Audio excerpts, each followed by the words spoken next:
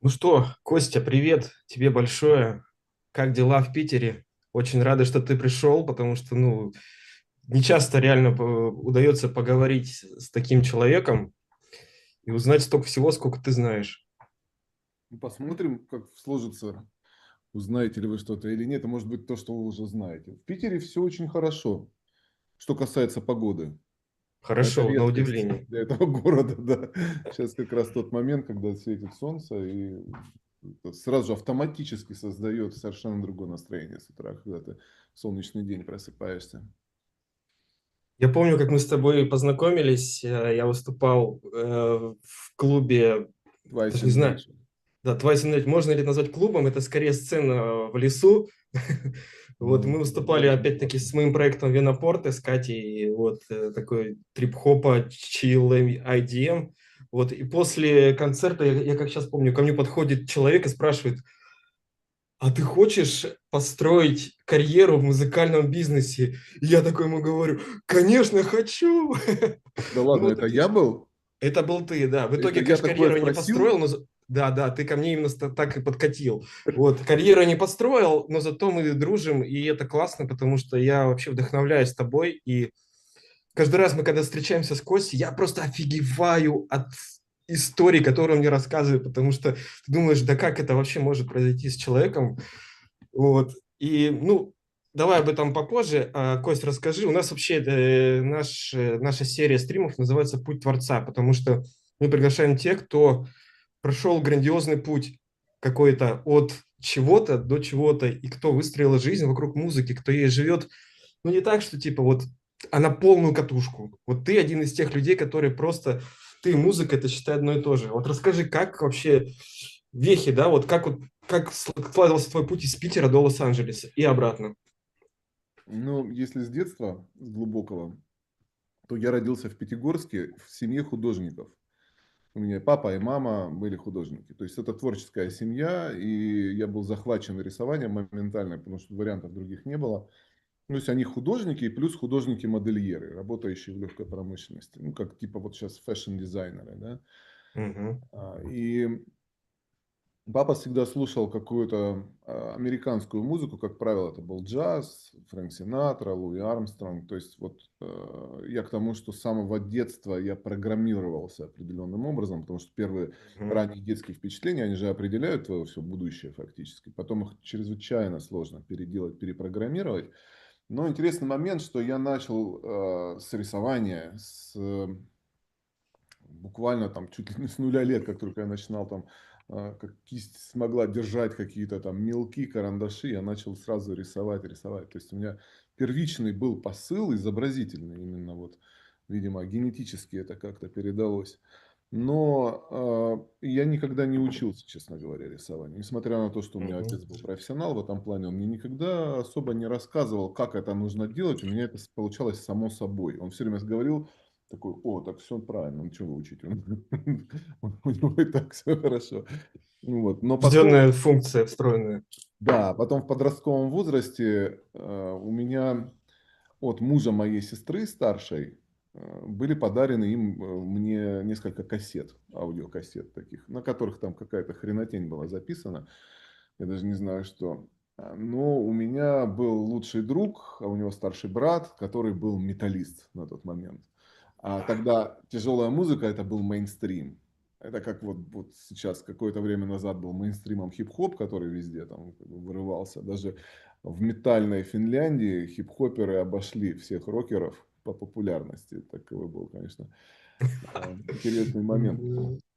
Вот, и этот старший брат моего друга, его звали Вова, он был на 6 лет старше нас с этим моим другом, и он, конечно, был для нас окном в мир. То есть он рассказывал, что чем живет подрастающее поколение, подростки.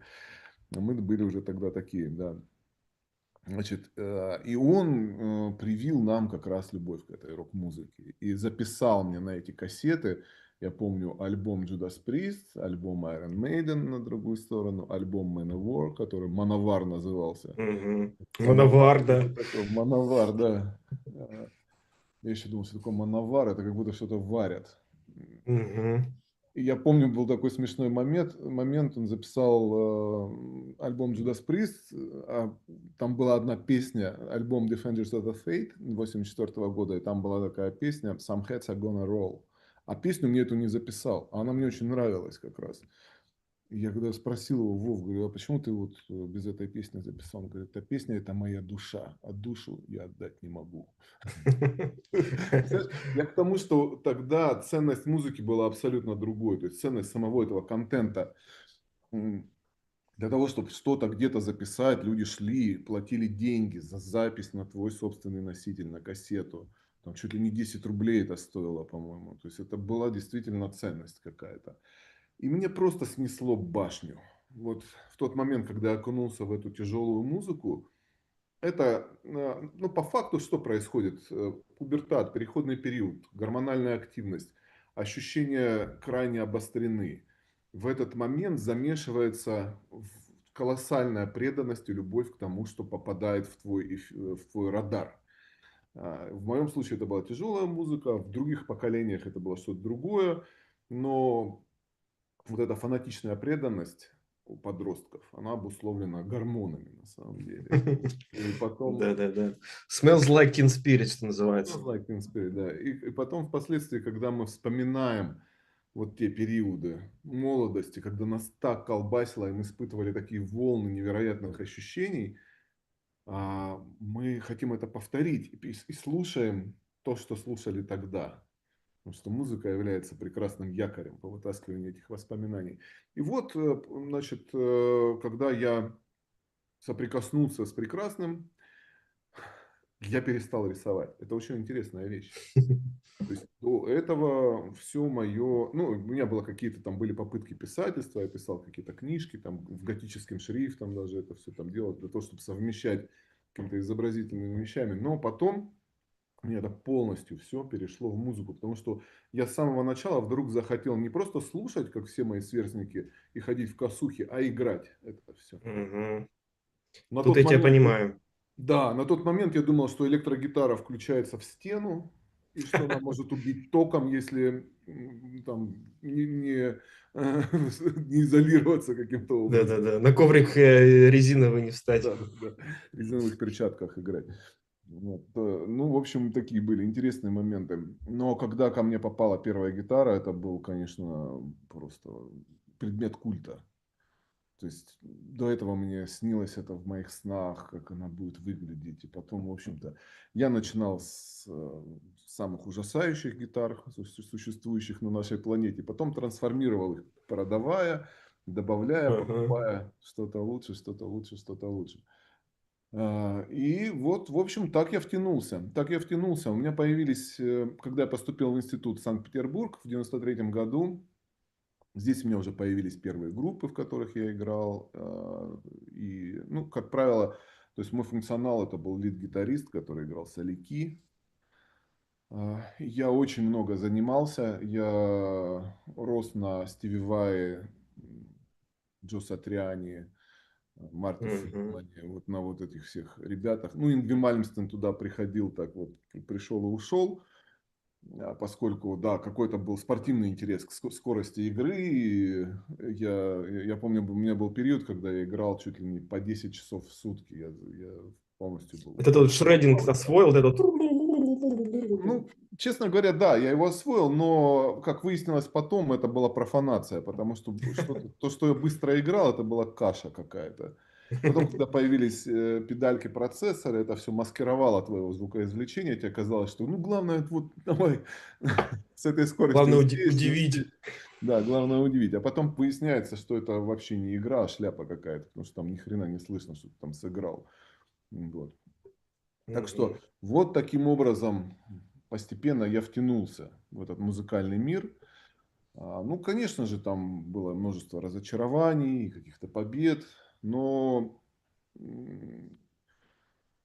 путь не был гладким. Скажем так, потом мне пришлось уйти в бизнес. Мне пришлось уйти, стать, так скажем, нормальным гражданином, семейным, несущим Да. обязательства, да, способным позаботиться о семье и построить какое-то будущее. Вот. И я ушел работать, и с тех пор у меня очень долгое время ушло на то, чтобы вернуться, осознать этот неправильный поворот своей жизни и вернуться в музыку обратно. То есть я вот представитель, Мгм.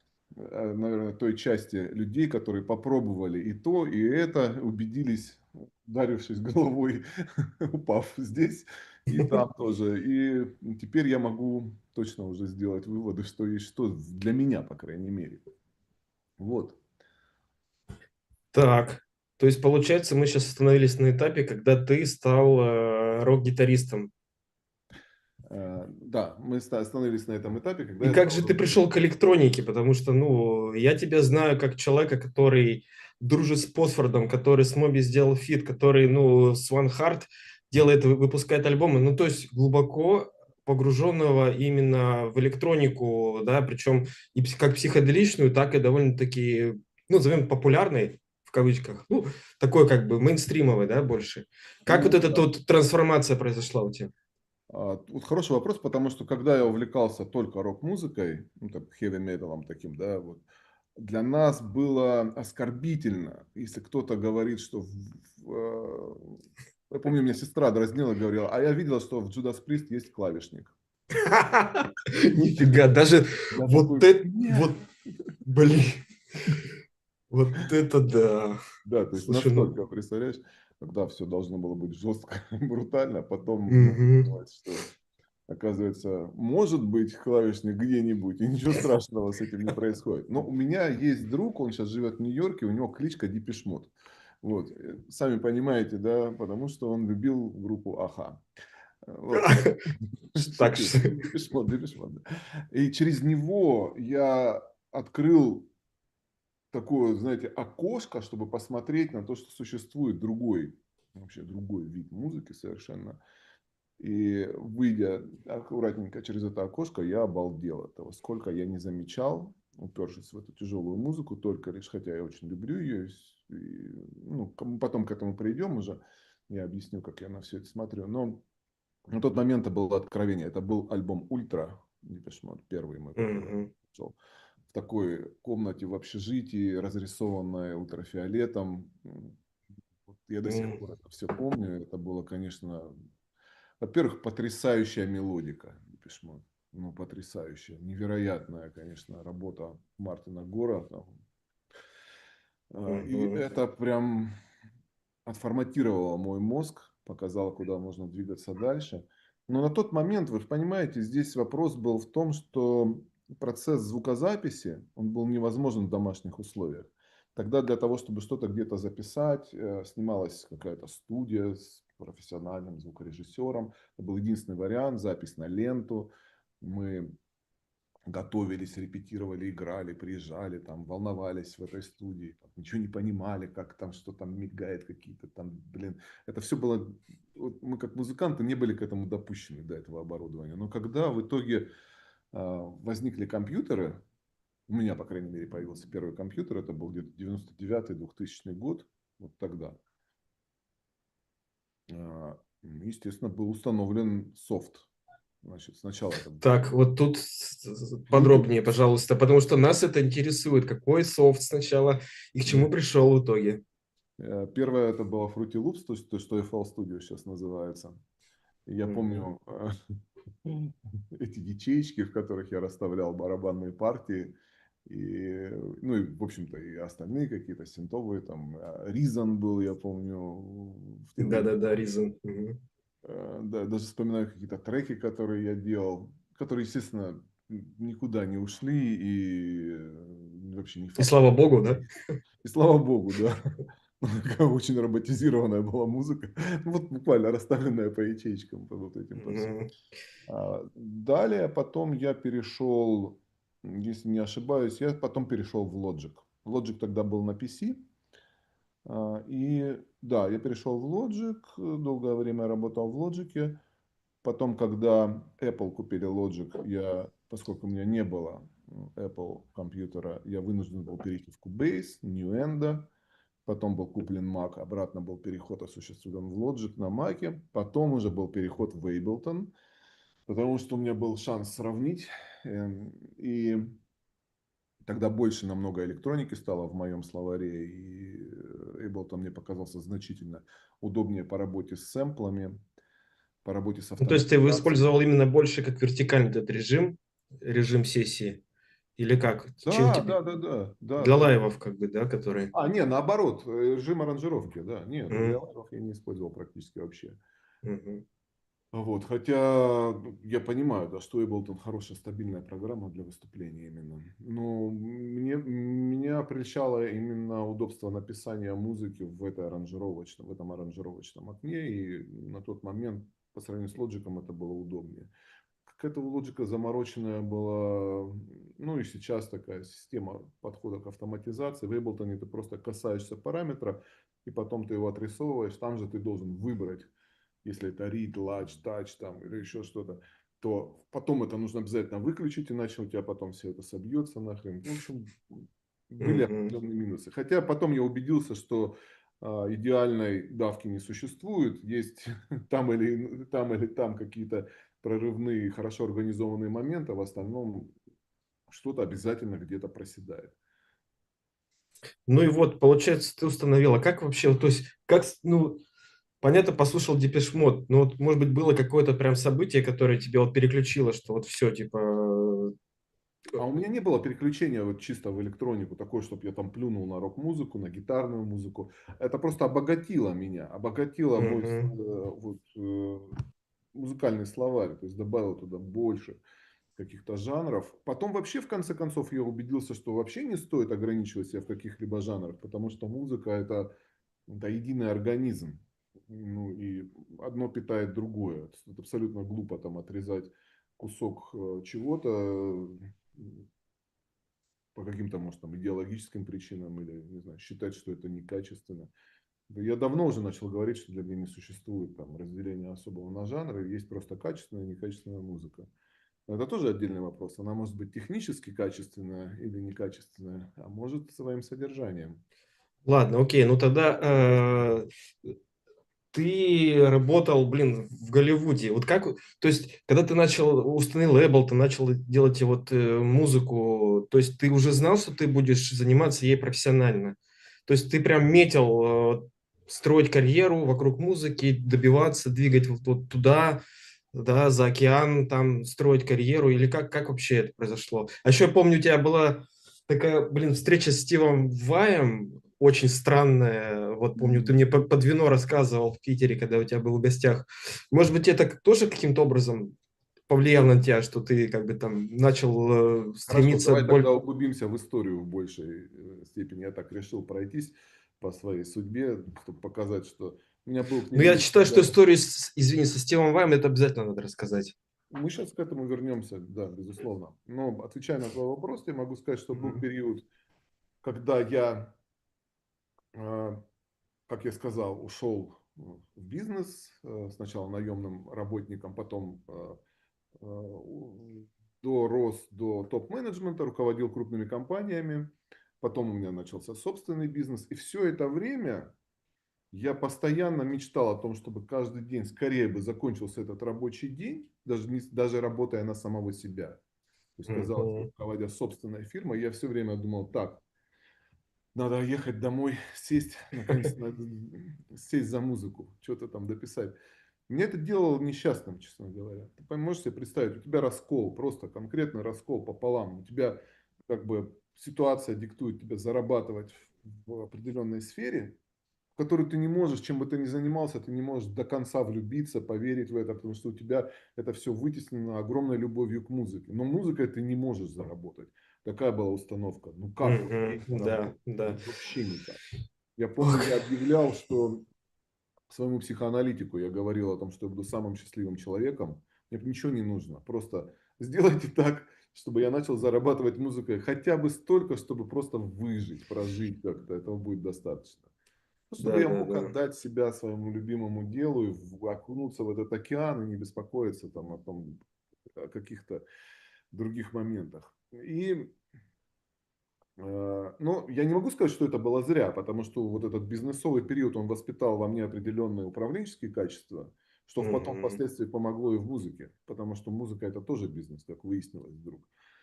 Вот. И более того, у меня было наивное предположение, что уйдя в музыку, я не буду сталкиваться с теми проблемами, с которыми я сталкивался в работе в своей стандартной. Но оказалось, я столкнулся с абсолютно теми же самыми проблемами, только перенесенными на творческую почву. Вот это очень Потому что, интересно. Расскажешь потом потому что подробнее. да, потому что эти проблемы были порождением меня самого, а не внешнего мира. Вот. Я же говорю, что у меня был уникальный момент, не уникальный, момент, а уникальный опыт пройти по этому пути, потом полностью его остановить и пройти по-другому, и сравнить потом, как это все так или иначе. Прав ли я был, предполагая, что будет развиваться все это очень гладко. Ну, у человека есть, как скажем, я считаю, что наше сознание, вообще наше сознание, человеческая психика во многом, это инструмент самообмана прежде всего. То есть это спроектировано изначально таким образом для того, чтобы создать гомеостаз между внутренним давлением бессознательных процессов и реальностью, с которой сталкивается человек. Они никогда не коррелируют друг с другом, и основная функция психики – это постоянно создавать искажение, которое будет призвано сохранить тебя как вид, оставить тебя жизнеспособным и жизнедеятельным, максимально довольным, неважно, что в реальности происходит. То есть, ну вот на том или ином отрезке действия этого аппарата, этот аппарат так или иначе начинает давать сбой, потому что его невозможно, этот самообман, сконструировать так, чтобы он был абсолютно гладким, работающим без каких-либо там, противоречий.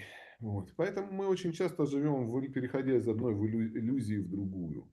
И в моем случае это произошло тоже. То есть, уйдя полностью в музыку, это был очень тяжелый переход для меня, потому что это было через кризис. Я сейчас думаю, что не стоит озвучивать, в чем именно этот кризис заключался, но это фактически была развязанная война в моей жизни, в которой я как бы вынужден был вступить в эту войну.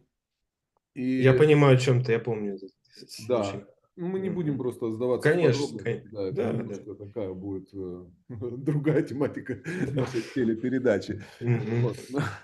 В итоге я осознал в какой-то короткий промежуток времени, как эфемерно то, из чего состояла моя предыдущая жизнь. Как она легко может быть разрушена, как ты легко можешь потерять все вообще. И как быстро вообще может закончиться твоя собственная жизнь, если уж на то пошло. И когда ты ретроспективно в этот момент вспоминаешь, а что же вообще, как тебя это сюда привело, и что же ценного для тебя было в жизни, ты понимаешь, что ты вообще шел не по тому пути, по которому хотел, просто из-за своего собственного страха. Это вот основная Вот причина. расскажи, ну понятно, мы обсудили вот этот страх, который, ну если честно, он присутствует вот у всех. Конечно, В то, что, всех то, людей. что, то, что не заработаешь музыкой, и то, что найди нормальную работу. Вот как ты в себе перестроил мышление, и какие еще у тебя были страхи? Вот что тебя останавливало еще? Ну, здесь целый пакет всего. И давай сейчас немножко к этому вопросу вернемся окольным путем, потому что а, ему нужно подвести, иначе так вот Все, все. не совсем будет понятно. Сейчас я расскажу. Это некий кризис, который тебя может вывести в какие-то понимания и принятия решений, а может и не вывести этот кризис. Это не гарантирует, что ты получишь что-то на выходе. Если ты страдаешь из-за чего-то, не факт, что тебе за это что-то дадут, какую-то компенсацию, как мы привыкли в детстве, да, где мы программируемся и когда у нас все закладывается. Что нас, если мы болеем, нам дадут конфетку, там, если нам плохо, нам протянут руку. Не всегда так происходит в жизни. И в моем случае вот этот переход, он произошел из-за очень пронзительного осознания, что когда я вышел победителем из этой схватки, в конечном итоге, я понял, что я ни секунды своего времени больше не хочу тратить ни на что для меня не ценно. Просто на Мгм. выживание на какое-то, ну, блин, это тоже такой самообман на самом деле. Потому что, как выяснилось потом, я музыкой начал зарабатывать намного больше, чем зарабатывал когда бы то ни было, руководя даже там огромными предприятиями. Ну, понятно, что заработок этот не фиксированный, это не зарплата, он не может быть растянут навечно, но тем не менее были моменты, я помню, я акцентировал внимание на том, что ох, нифига себе, а в этом месяце я заработал столько, сколько никогда не зарабатывал нигде. И это было Ну, торжество. круто, круто вообще. Да, то Мне есть это кажется, было... это вот, ну, каждый музыкант в тайне, может быть, а может не в тайне мечтает вот так вот как-то оказаться вот и понять, что елки-палка, я вот занимаюсь любимым делом и зарабатываю больше, чем, допустим, я работал врачом раньше. Да, это всегда приятно, потому что это некое подтверждение того, что ты сделал все-таки правильный выбор. Поверил в себя, протянул себе руку и в итоге выкарабкался оттуда. Но это не происходит мгновенно. Дело в том, что вот этот переходный период, он у меня занял годы. И эти были годы прыжка через пропасть. То есть, по сути, я должен был отказаться от того, что у меня было раньше, от той стабильности какой-то мнимой, пусть да, мнимой защищенности, я должен был отказаться и поставить снова на ту сферу деятельности, в которой я уже потерял навыки, в которой изменился мир. Мне нужно было бы начинать все с нуля, все сначала, при полном отсутствии каких-либо гарантий. Я здесь могу сказать огромное спасибо моей любимой жене, у которой сегодня день рождения как раз. Вот, С потому днем что, рождения, Лена. да, она меня очень поддержала тогда. И во многом благодаря ей было принято такое решение при ее поддержке, скажем так. Это для меня очень ценно, я этого никогда не забуду. Но дальше включились... Я сейчас просто какие-то эмоциональные моменты, да, рассказываю, а потом я расскажу по факту, что происходило в этот Мгм. момент. Это будет интересно. Дальше включились уже... Когда ты принимаешь решение, пусть оно там какое-то жутковатое поначалу, оно наполняет тебя энтузиазмом, вдохновением. Я попробую сделать, да. И тут же мозг твой начинает предлагать варианты решений, варианты каких-то, ну, может, не сразу, а спустя там несколько недель. Я помню, кстати, в Индии, не в Индии, да, в Индии, я принял это решение в Индии. И у меня сразу же через какое-то время пришло в голову мысль, а почему бы мне не начать теперь по-серьезному выстраивать свои какие-то карьерные уже, карьерные шаги в музыке, так же, как я это делал бы в бизнесе, допустим. И с чем это связано было? В 2007 году я отдыхал в Турции со своими друзьями. Мы часто выезжали буквально там на 4, на 5 дней. Так, в общем, и поехали в Белек в гольф-отель в один. И там была группа англичан, с которыми мы познакомились. И один из них был такой длинноволосый, седой, пожилой дядька. Они приезжают ежегодно играть в гольф в Турцию. А мы, в общем, с ним подружились. И во время какой-то очередной нашей тусовки мы с ним остались вдвоем, потому что все ушли уже спать. И мы были сильно пьяные, я помню. Мы сидели у рояля где-то в лобби в отеле, пили коктейли. И я говорю, слушай, а чем ты вообще занимаешься, Терри? Он говорит, я музыкальный продюсер. И я такой, а я, представляешь, вот всегда хотел стать музыкантом, вот играл на гитаре. И мы что-то с ним так разговорились. Я говорю, а с какими группами ты работал? Он говорит, с Iron Maiden я работал, например, там с Tesla, с Ричардом Марксом. Я такой, да ладно, с Iron Maiden, это же одна из самых любимых групп моего детства. Да ты что? Ну и вот, видимо, в этих в алкогольных парах такое возникла дружба у нас просто. И он начал мне помогать. Он начал мне, во-первых, он мне объяснил, как устроена на тот момент, как устроена была зарубежная музыкальная индустрия. Я примерно видел, что происходило у нас, и меня это всегда очень сильно обламывало, потому что общаясь там в этом рок-клубе питерском, я видел, ну, как правило, какую-то деградацию. То есть людей, которые пытались чего-то добиться, воодушевлены были какими-то большими идеалами, но в итоге это скатывалось в какую-то нищету, какой-то декаданс такой неприятный для взгляда. Мгм. Не было системы в этом. Никто не понимал, а как же добиться вот того звука, который они слышали там. Я не зря об этом говорю, это факт. Мы находились в очень большом отставании от западной индустрии и сейчас находимся до сих пор. Это как бы спорить с этим не приходится. Поэтому на тот момент было такое устремление скопировать чей-то звук, звучать не хуже, чем там Бон Джови или Металлика или еще что-то, это было высшим достижением. Речь не шла о том, чтобы сочинить что-то свое, стать с каким-то своим, выйти с каким-то своим продуктом. Просто хотя бы как-то повторить. Никто не понимал, как это делается. Никто не знал. Какие-то были домыслы. Не было интернета такого, не было вот этого обмена информацией. Но я имею в виду в те вот еще в 90-е годы. И вот Терри, он мне начал рассказывать, объяснять, как у них строится работа, что есть жесткая сегментация в бизнесе, что есть специалисты, которые отвечают за мастеринг, есть инженеры, которые заточены на каких-то технических моментах, которые лучше них там, допустим, никто не знает, и нафига самому пытаться это сделать, если есть такой участник команды, который просто привлекается и все. Я же пытался все освоить тогда. Я пытался и писать тексты, и петь, хотя я всегда пел крайне жутко. Но мой функционал был, ну, я очень любил сочинять. И вот как бы мой функционал был в том, чтобы донести до вокалиста свою вокальную партию, чтобы он как-то спел нормально, да, но при этом вот аранжировочные решения, все было на мне. И у меня все это в совокупности получалось плохо. То есть мне это не... Да, я чувствовал, что в этом есть какое-то зерно. И такая была постоянная фрустрация, что ты вот пишешь трек, тебе что-то в нем очень нравится, как он тобой задуман. Но тебя постоянно обламывает то, как он реализован, этот трек. Как он в конечном итоге приобретает форму.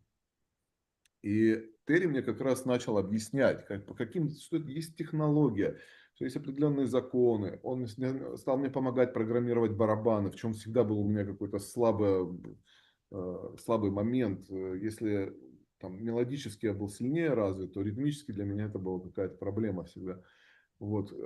Терри мне во всем этом помогал, и потом стал знакомить меня с другими, вот, с американскими продюсерами, своими друзьями. Познакомил меня с Бобом Роком, который продюсер был черного альбома Металлики. Я в тот момент открыл в себе еще очень интересную черту, что мне очень нравится выстраивать отношения с людьми, общаться. Потому что можно, тебя могут с кем-то познакомить, но ты дальше, чем здрасте, не пройдешь с этим человеком, ему неинтересно будет с тобой общаться, да.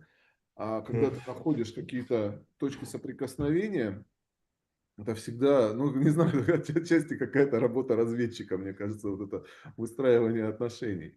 Это было очень интересно. Через какое-то время, через несколько лет, я понял, что я оброс достаточно большим количеством связей в продюсерских кругах. В основном в американских. Да, были британцы, но в основном была Америка.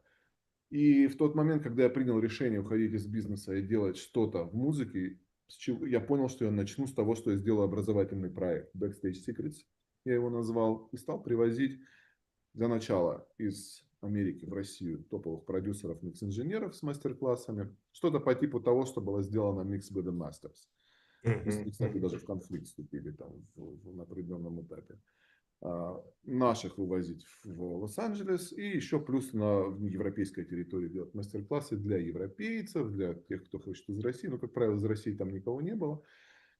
В общем, такая была построена модель. Эта модель позволила мне, по сути, подружиться с лучшими из лучших в индустрии звукозаписи, потому что я стал для них источником дохода, интересных путешествий.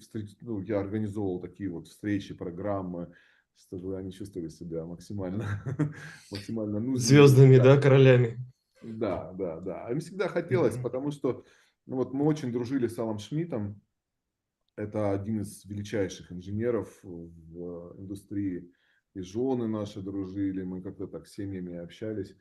Он в возрасте около 90 лет, он умер в пандемию, ну, после пандемии, к сожалению, ушел. Ну, у него, по-моему, 25 или 27 Грэмми у этого человека. И, ну, как бы, это один из величайших звукарей, скажем так, да, в его послужном списке там от Фрэнка Синатры до Пола Маккартни, Дайана Кросс. Ё-моё. Страшно слышать даже такое. Да, и он не бедный человек, может себе позволить путешествовать, где он хочет, без проблем, любыми там бизнес-классами, первыми классами, жить в хороших отелях, но он предпочитает, чтобы его привозили, чтобы его пригласили, чтобы ему показали страну. Для них это всегда очень ценно. Дело в том, что любой даже супер какой-то там прокачанный продюсер, у него есть та часть его личности, которая соприкасается с крупными звездами, с которыми он работает, и задает вопрос, а что было, а хотел бы ты тоже вот такой судьбы, а хотел бы ты, вот ты работаешь с Полом Маккартни, классно, но ты хотел бы быть на его месте, попробовать такую жизнь, приехать тоже вот, поехать в тур в какой-то, у них у всех это есть что-то, что откликается. Ну вот ради справедливости я как-то задал вопрос Марку Нидому, другому моему другу хорошему, который продюсер Imagine Dragons, Fleetwood Mac, Pink, там, The Killers. Хотел ли он стать рок-звездой? Он сказал, никогда в жизни. Это последнее, на что бы я подписался. Потому что я при этом вижу, как они работают и чем они жертвуют, какое там давление, какой там прессинг, какое там количество разочарований. Ну, Кость, прости, тут пишут, что это хотят тебя погромче сделать. Есть возможность? погромче я могу ближе пододвинуться просто. Давай сейчас спросим, как людям. Слышно меня, не слышно? Так, ну сейчас погромче, да, я тебя слышу. Давай Да. вот так вот, вот просто погромче. Я Ой, Да, могу когда еще... ближе. ближе к микрофону, гораздо лучше слышно. Да, Да, да. ребятки, надо было раньше сказать. Я, честно говоря, думал, что все Да не, нормально. не, как бы все слышно, просто чтобы комфортнее было. Угу. Вот, сейчас лучше пишут, все нормально, продолжаем. Да, ребят, извините, еще перебью. Пишите вопросы к Косте, вот, мы потом обязательно заглянем в чат, и Костя ответит. Вот у нас сегодня время ограничено, потому что Костя сегодня праздник вот в семье, поэтому мы сегодня будем компактненько. В общем, пишите вопросы, в конце ответим обязательно. Продолжай, Кость. Да, да, давайте вот так вот узнаем. Сейчас как по громкости. По-моему, я просто А прибавил... все, написали уже, что все получше, нормально. Сейчас Я просто, прекрасно. я Да, да, просто да. еще прибавил чувствительности. Да.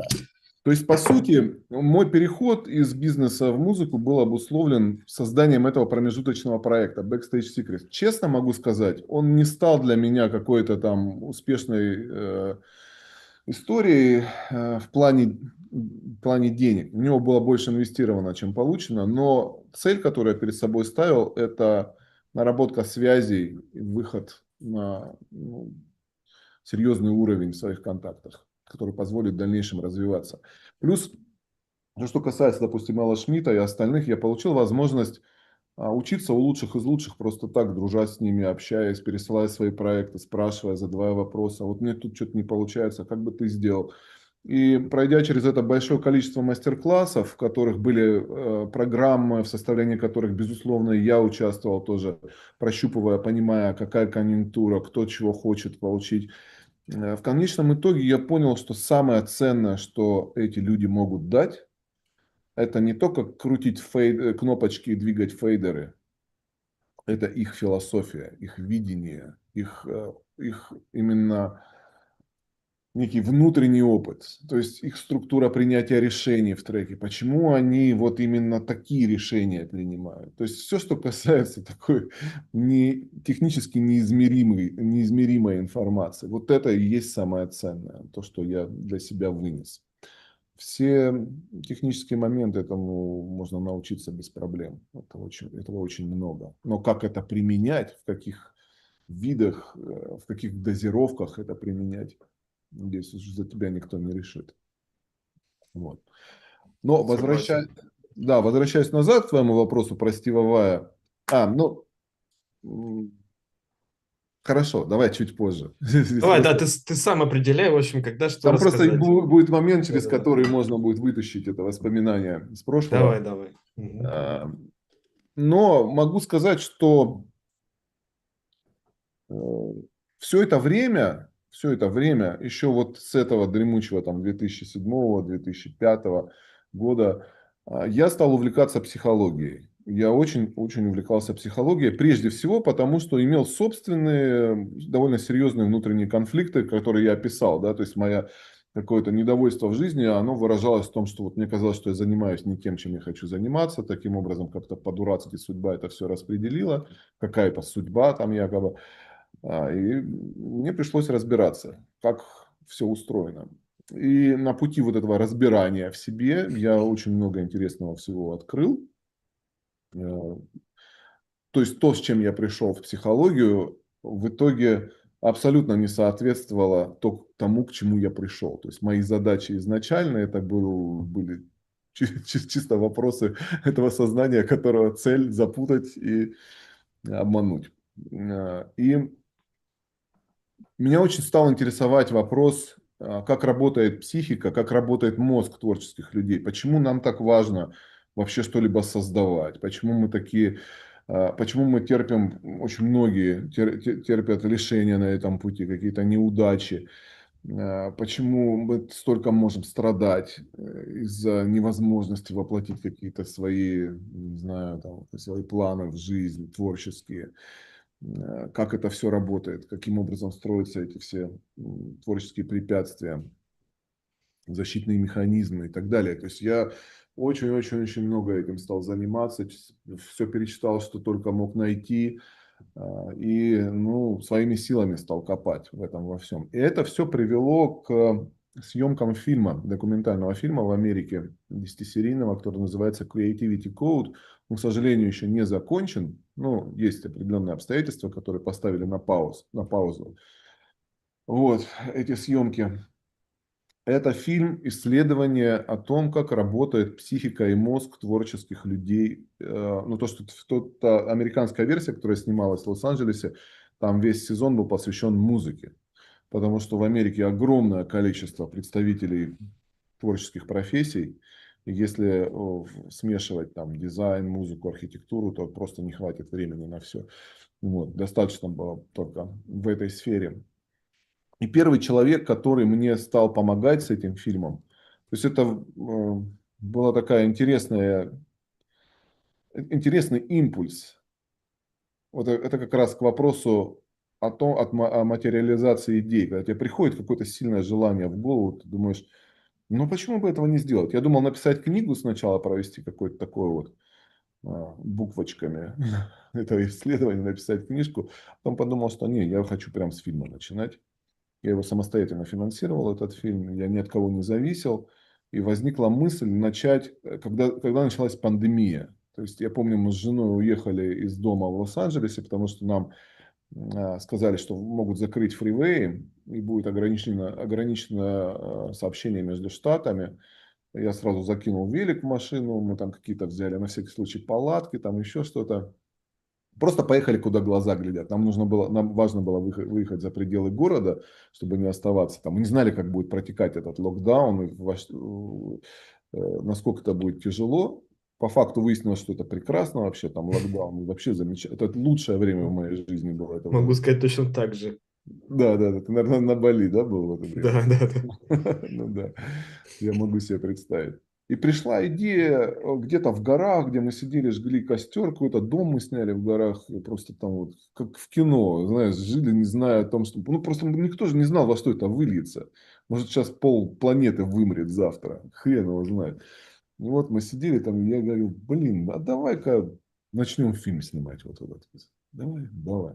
И первый, кто мне помог с этим, кто откликнулся, это был Стив Vai.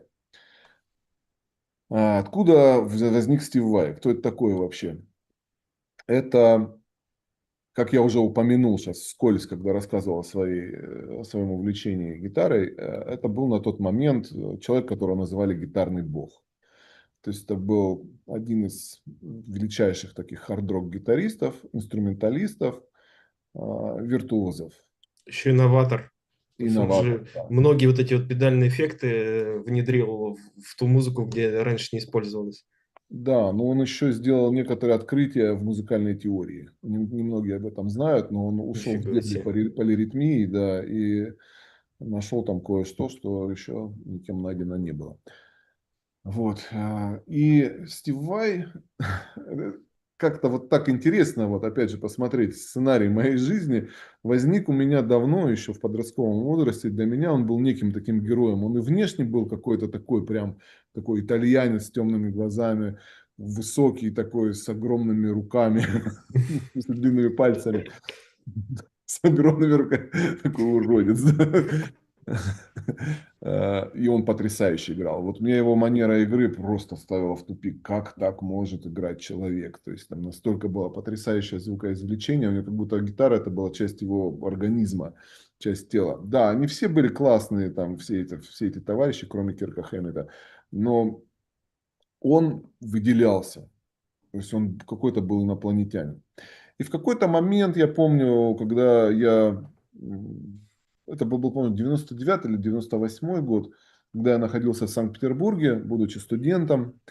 А, я эпохи определяю по гитарам, которые у меня в тот момент были. У меня была белая Ямаха какая-то, я помню, эпоха белой Ямахи. Стив Vai приехал в туре Alien Love Secrets в Санкт-Петербург. Когда я об этом узнал, что вот он собирается выступать, это буквально там за, я не знаю, там 2 или 3 дня. Во мне что-то произошло внутри, какая-то взорвалась бомба. Я не знал, я не ожидал от себя таких действий. Но вот, знаете, бывает такая вот, бывает такой, может быть, у всех, я не знаю, но такие периоды жизни, когда ты что-то настолько быстро и четко начинаешь делать, что сам за этим не успеваешь, наблюдаешь, думаешь, это я вообще? Это кто этот человек? То есть я понял, что я хочу не просто попасть на его концерт, я хочу с ним познакомиться и попасть на саундчек. А тогда, это сейчас совершенно другие времена, это там во многом уже реально. Но тогда это была какая-то святая святых, это какая-то вот звезда, прилетающая с туром, собирающая СКК, спортивно-концертный комплекс, который, по-моему, 22 тысячи человек вместимостью, инструментальной музыкой. Ну, он тогда был на гребне волны. Тогда вообще это был мейнстрим, а гитаристы это как бы были глашатай этого мейнстрима, вот. И лучшие из лучших из них, они, конечно, их любили во всем мире. Он тогда был очень популярен. Вот. И я просто, блин, я понял, что я хочу туда как-то попасть. Я не знаю, как вообще, как мне туда попасть. Хрен его знает. Я знаю, могу купить билет, да. Но я, честно говоря, даже билет не купил, по-моему. Я посмотрел на афиши в городе, кто организаторы. «Белые ночи Санкт-Петербург», организаторы концерта. Я так, хорошо, ну, в общем, концерт такого числа, соответственно, вот он прилетит откуда-то из-за границы, видимо, он прилетит на этот концерт. Я поехал в Пулково-2, в международный аэропорт, ждал, по времени уже должен же кто-то прилететь, его нет. И тогда у меня закралось подозрение, что что-то не то. Я позвонил в эти белые ночи в Санкт-Петербург, потому что записал их телефон, который был на афише. Через таксофон, я помню, звонил как раз там. Никаких мобильных еще не было. Я сам не ожидаю, я звоню, говорю, Евгений Корсаков, программа, там, Первый канал, программа «Доброе утро», мы должны были взять интервью у Стива Вая, скажите, он прилетел или нет? Он говорит, да, он прилетел.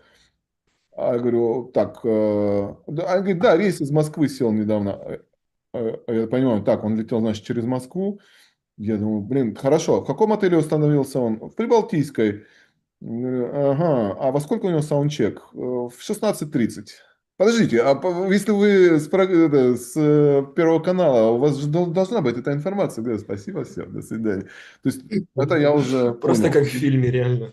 Да, я приезжаю в СКК, там, ну, понятно, заранее, задолго до концерта, зима, что-то там, в общем-то, какой-то круг охраны, туда не зайти. Я пошел с черного хода, вот с этого технического. Я смотрю, стоят трейлеры. Тогда еще были вот эти времена, когда там только на трейлерах свое оборудование привозило. Вот его туровые вот эти трейлеры. Ну, в общем, там, сэкономив время, могу вам сказать, что пытался я там, ходил вокруг да около, замерз как собака. И потом решился, подхожу, выходит женщина какая-то из СПК. Я подхожу такой к ней, говорю, а где здесь у вас туалет? Она мне показывает через охрану. Вот там пройдете налево, там направо найдете. И охрана меня не останавливает.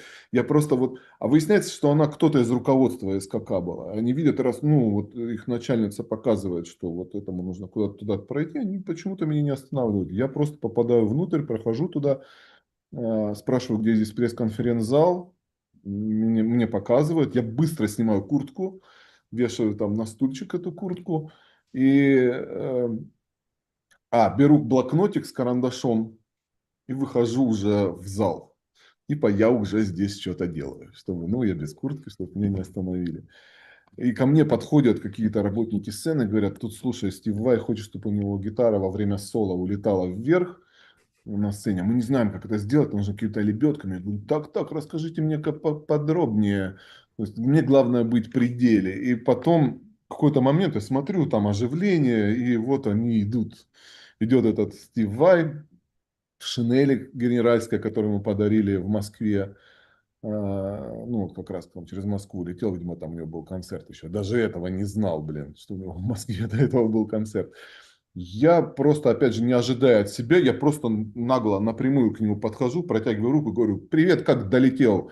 А его снимает телевидение, и никто не понимает, что это за, никто не понимает, что это за парень, почему он вот так вот нагло подходит к нему. Может быть, он, ну, не знаю, как-то связан с ним или еще что-то. Никто меня вообще ничего не отталкивает. Там следом журналистов ведут, я помню, там такой вереницей.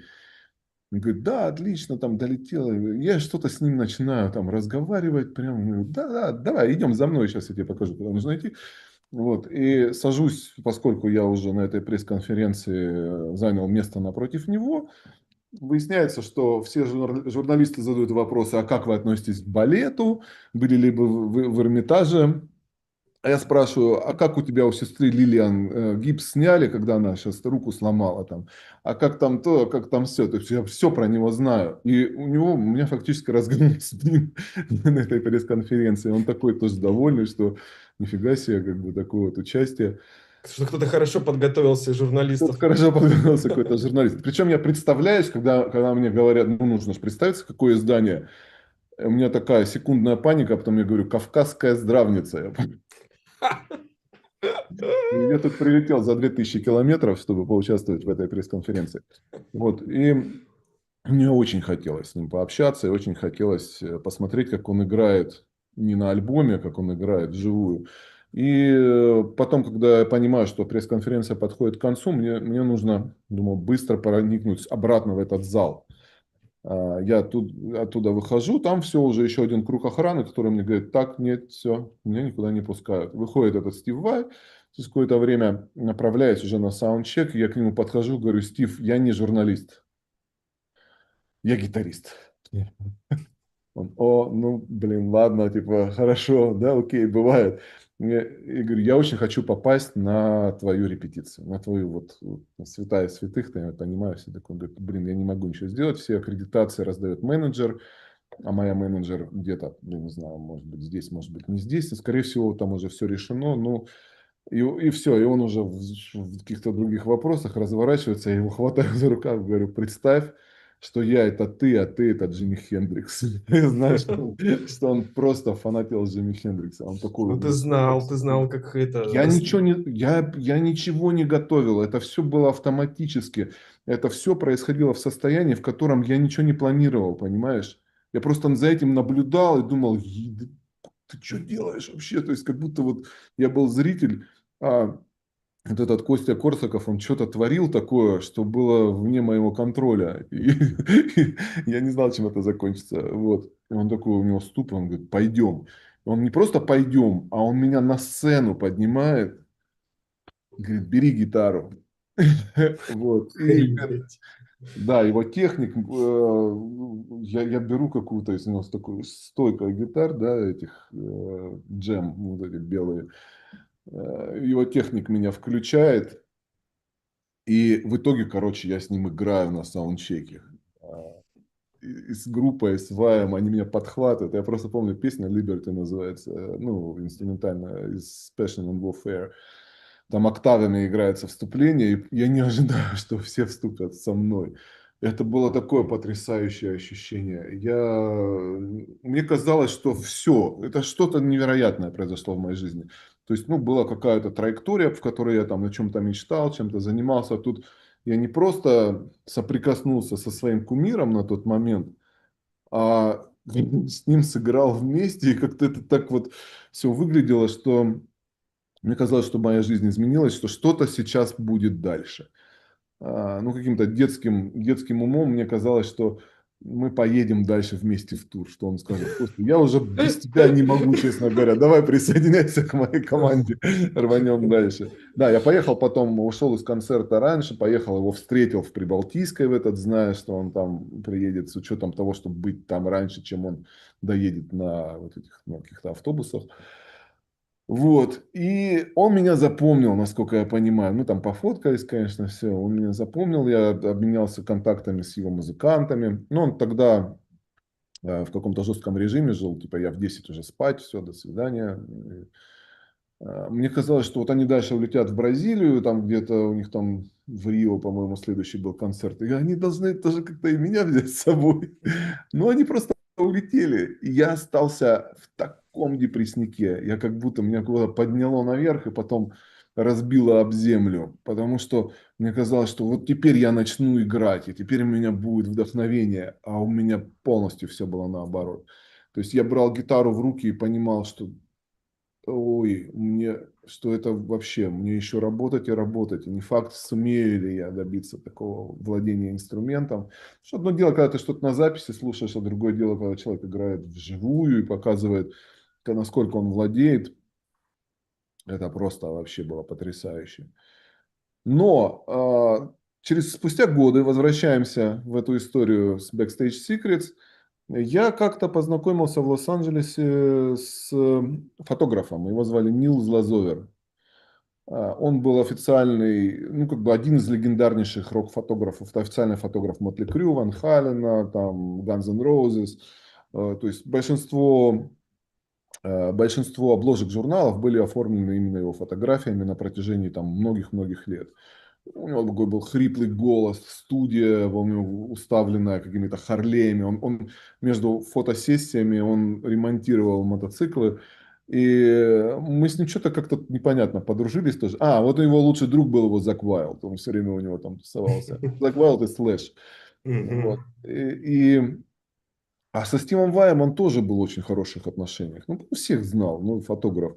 И я когда ему рассказал, что у меня есть такая мысль, вот когда мы как раз во время этой пандемии вернулись из вот этой поездки, уже приехали в город, и говорю, Нил, слушай, я решил снимать фильм. Вот. И мне нужны в этот фильм экстраординарные музыканты, продюсеры, композиторы, все. Ну, я говорю, продюсеров я сам знаю. Вот, ну вот, блин, вот хотел бы со Стивом Ваем я пообщаться, хотел бы с ним как-то его в качестве гостя его пригласить. Он говорит, сейчас я ему позвоню. Такой своим голосом, Стив, слышь, короче, тебе нужно вот с этим чуваком поговорить. Нет, стой, я понял? Сейчас, да, сейчас трубку. Да, нет, подожди, ты должен с ним поговорить, окей? Всё. И мы с ним так договорились, типа, давай, ну, я говорю, Стив, мы на самом деле встречались там и все такое, уже очень много лет прошло. Но потом, когда мы созвонились с ним в Зуме в первый раз после этого, я ему рассказал про это в Санкт-Петербург, он там охренел просто, он такой, да Это ладно, ты! это ты. Ну, на самом деле у него много таких историй в туре, когда какие-то пацаны куда-то подходят, что-то там спрашивают, он кому-то там, кого-то на сцену берет. Это мне казалось, что это какой-то супер эксклюзив в моей жизни. Но ну, в этом для него особого не было чего-то. Но он мне все равно как-то вспомнил. И с этим фильмом стал мне помогать. Стал помогать контактами.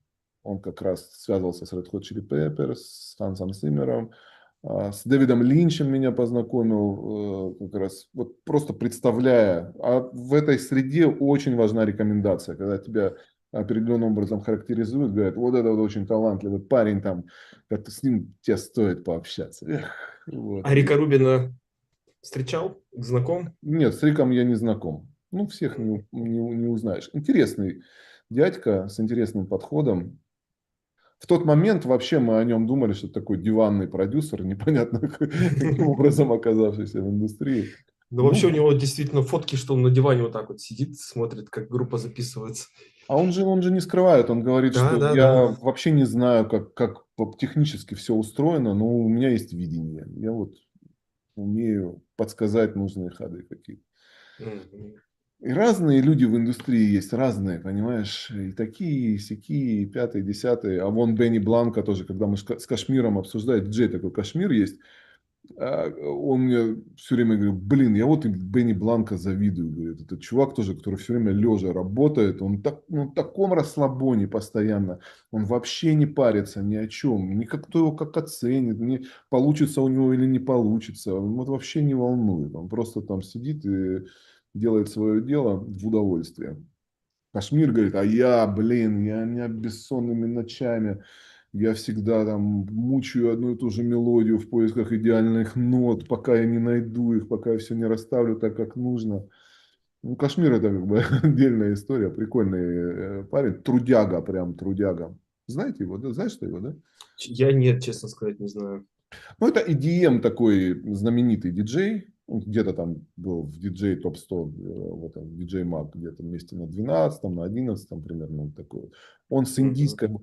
ты должен знать, у него популярнейшие библиотеки сэмплов. Еще до сплайса, до существования кашмировской библиотеки им пользовались все. У него КШМР такое сокращение. Окей. Ну Сейчас ладно. не помню, столько уже времени прошло. Ну, я думаю, что те, кто слушает нас, те наверняка Кстати, вспомнят. да, ребята, если кто-то знает, напишите. Да, вот таким образом получилось, что эта детская какая-то подростковая история всплыла потом во взрослом возрасте, перевернула все так, что мы стали со Стивом дружить, да, общаться, там домой к нему Мгм. ездил, и всё. Ну, как-то прикольно, что когда ты так ретроспективным взглядом все охватываешь, смотришь в прошлое, ничего не бывает зря. Вот тут пишут, что знает такого норм паки у него. Кстати, Костя, забегай вперед, давай, может, поделимся этим фильмом с ребятами. Ты мне можешь скинуть ссылку, я сейчас поделюсь ей в чате. Я А думаю, я, всем по-моему, поле... тебе вот скинул как раз, да. Ну, это трейлер, да. Сейчас мне надо тогда включить VPN. У нас же все теперь плохо работает. Да, да, да. А, это трейлер, то есть пока еще он не Нет, вышел, да? фильм Лучше еще вот не... VPN не включать, потому что у тебя зум отвалится, скорее всего. Да, тогда это... Не Ну, надо. потом тогда, да, Ладно, потом мы попросим, прикрепишь к да, описанию видео просто, и все. да, да, да. Не проблема. Так, ну что, у тебя как с этим этапом уже? Вот, хочется, знаешь, у нас остался час уже как бы шагнуть вперед, Давайте, да, потому шагнем что у тебя вперед. сейчас, ну, не Ну, менее я много... интересная творческая жизнь. Все-таки хочется немножко про Голливуд обсудить. Вот правильно понимаю, что ты писал музыку вот к этим фильмам, которые вот мы потом все смотрели? Или как Нет, это? ну, к большим фильмам я не писал музыку каким-то, да, но там был ряд, скажем, небольших фильмов, в которых я участвовал. Но я уже уезжал из Лос-Анджелеса вот, в 21 году, имея на столе большие контракты, скажем так.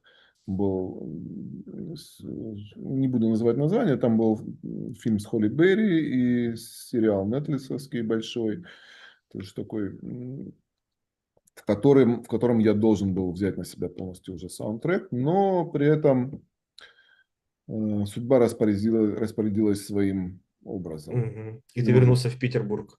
Я приехал в Петербург ненадолго забрать кошек и там, сделать по документам то, что мне было нужно доделать. Заболел ковидом, Мгм. попал в больницу на месяц примерно. И терапия гормонами, которая тогда практиковалась от ковида, уничтожила мои тазобедренные суставы. То есть я просто был не в состоянии ходить какое-то время, пытался консервативно лечиться. Ну, в итоге это все привело к тому, что я был вынужден сделать операцию, установить протезы тазобедренных суставов, протезирование в октябре прошлого года. Вот сейчас восстановительный такой реабилитационный период, который для меня открывает снова возможность ездить, путешествовать. То есть это моя личная такая драма, Мгм. То есть, скажем так. получается, такой второй какой-то большой у тебя, большое испытание, да, которое в жизни, которое снова тебя трансформировало. Но на самом деле, блин, у тебя появилось время делать свою музыку, правильно понимаю? Потому что я фанат твоих...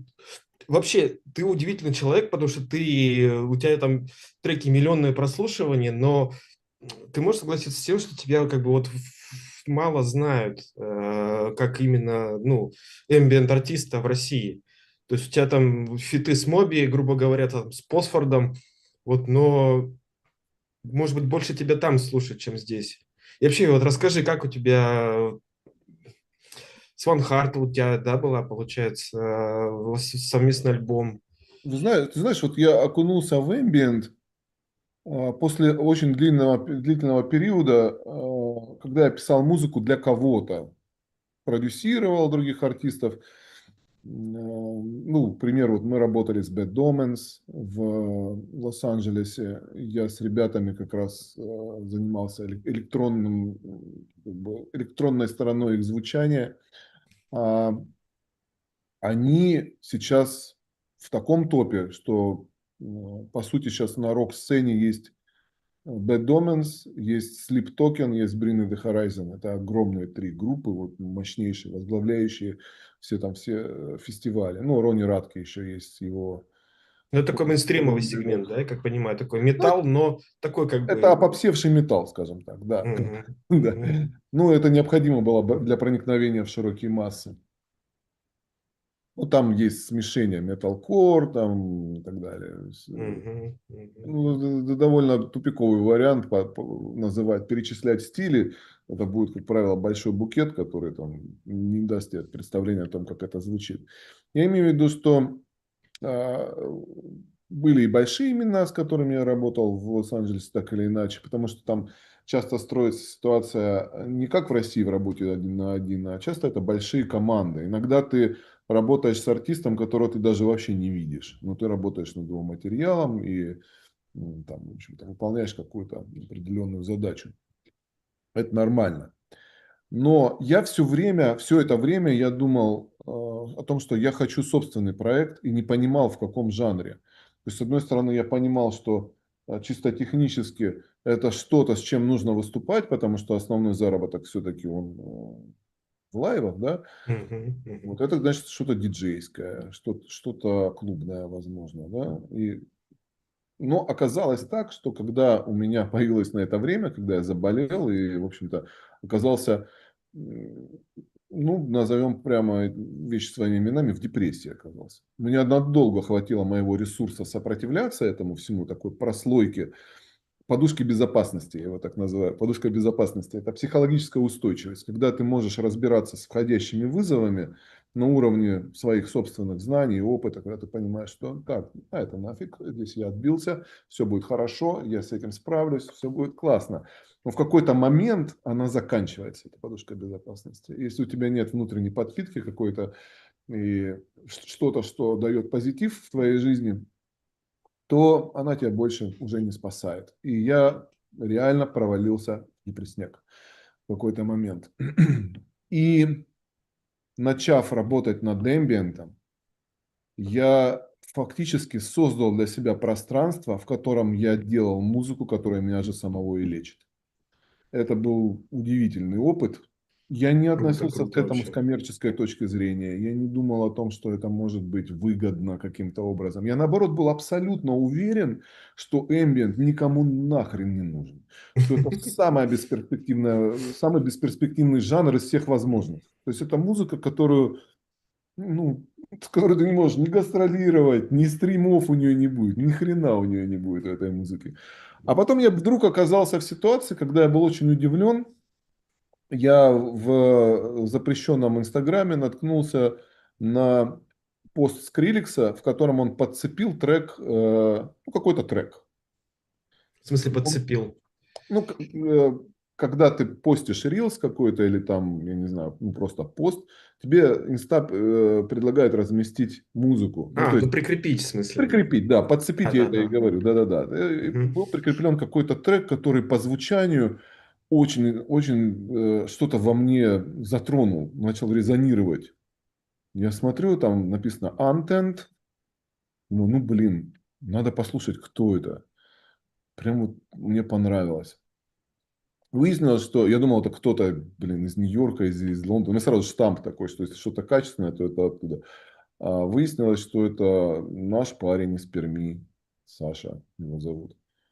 Я ему написал сразу же. У меня вот, поскольку моя привычка общаться, она не откладывает никогда. Но если тебе что-то нравится, кто-то, найди, кто это, задай вопрос, давай там, может, что-то... Я ему написал, говорю, давай альбом вместе сделаем, как ты на это смотришь?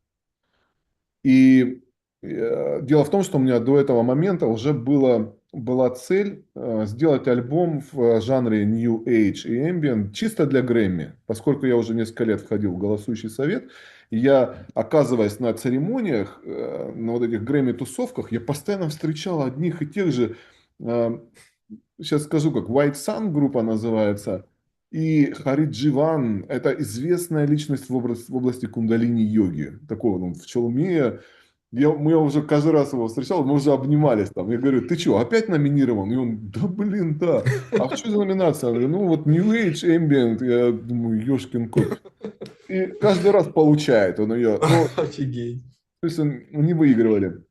И я в тот момент решил, думаю, так а какой смысл тогда участвовать вот в этих запредельных главных номинациях биться, в которых все лейблы, все мейджоры складывают все свои бюджеты туда, там колоссальные рекламные кампании, там ты с Леди Гагой выходишь на схватку, а она мужик еще тот, она там не даст себе пройти.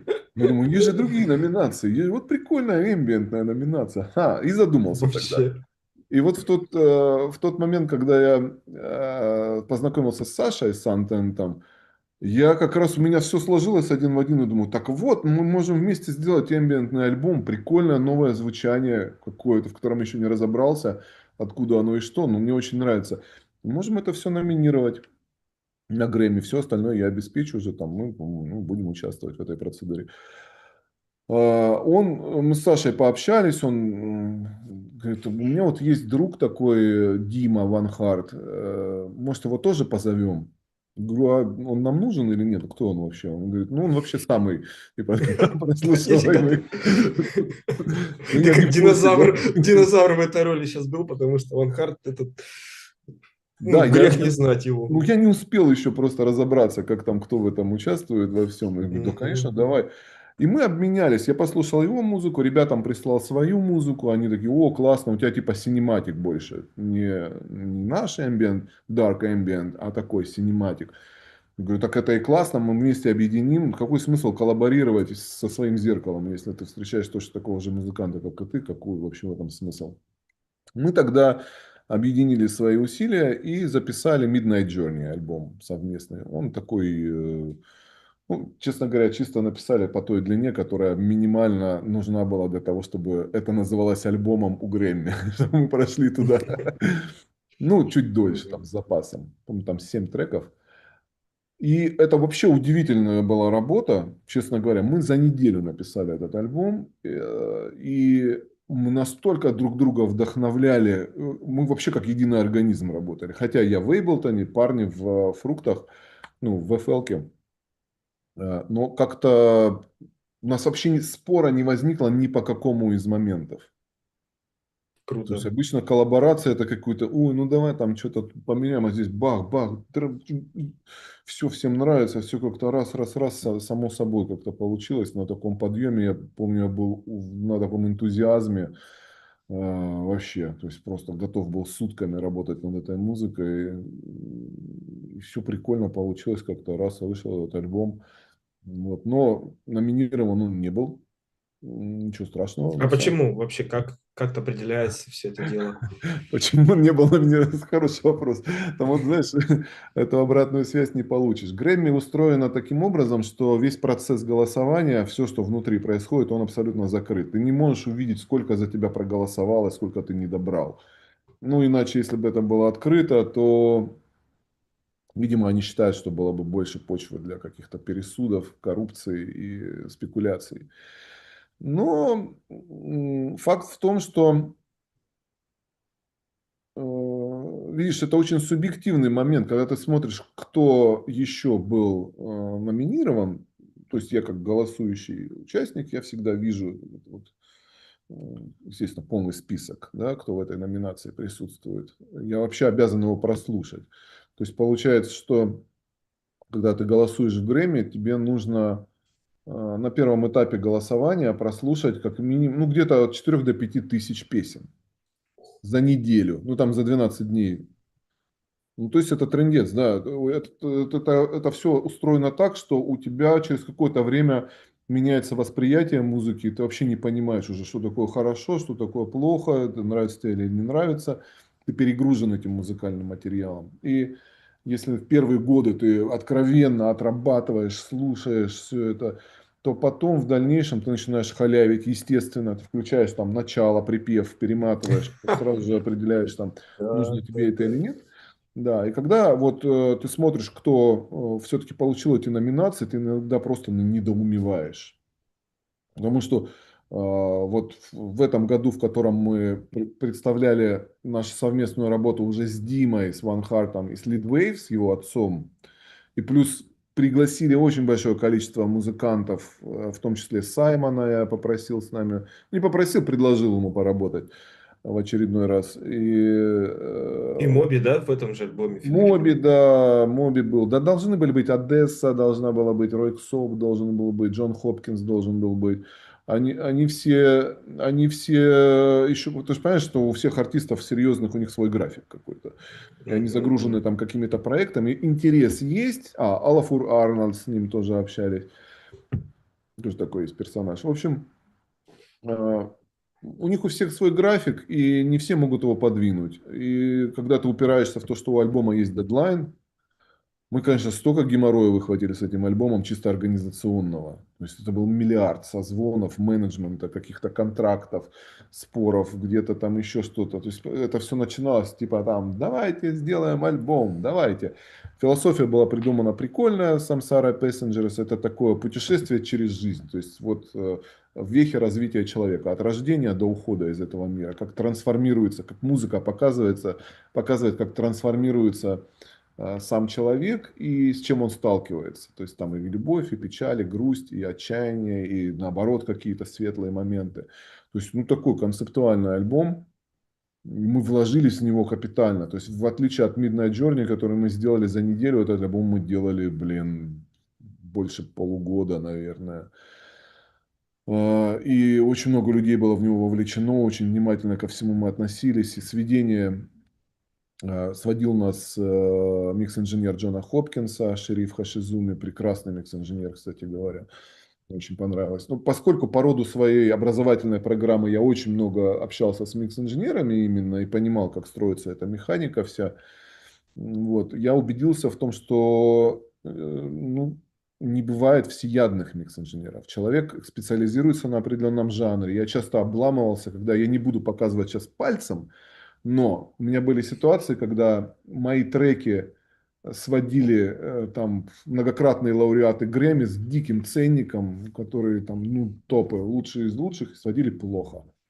Потому что это был жанр, в котором они ни хрена не понимают. Вот.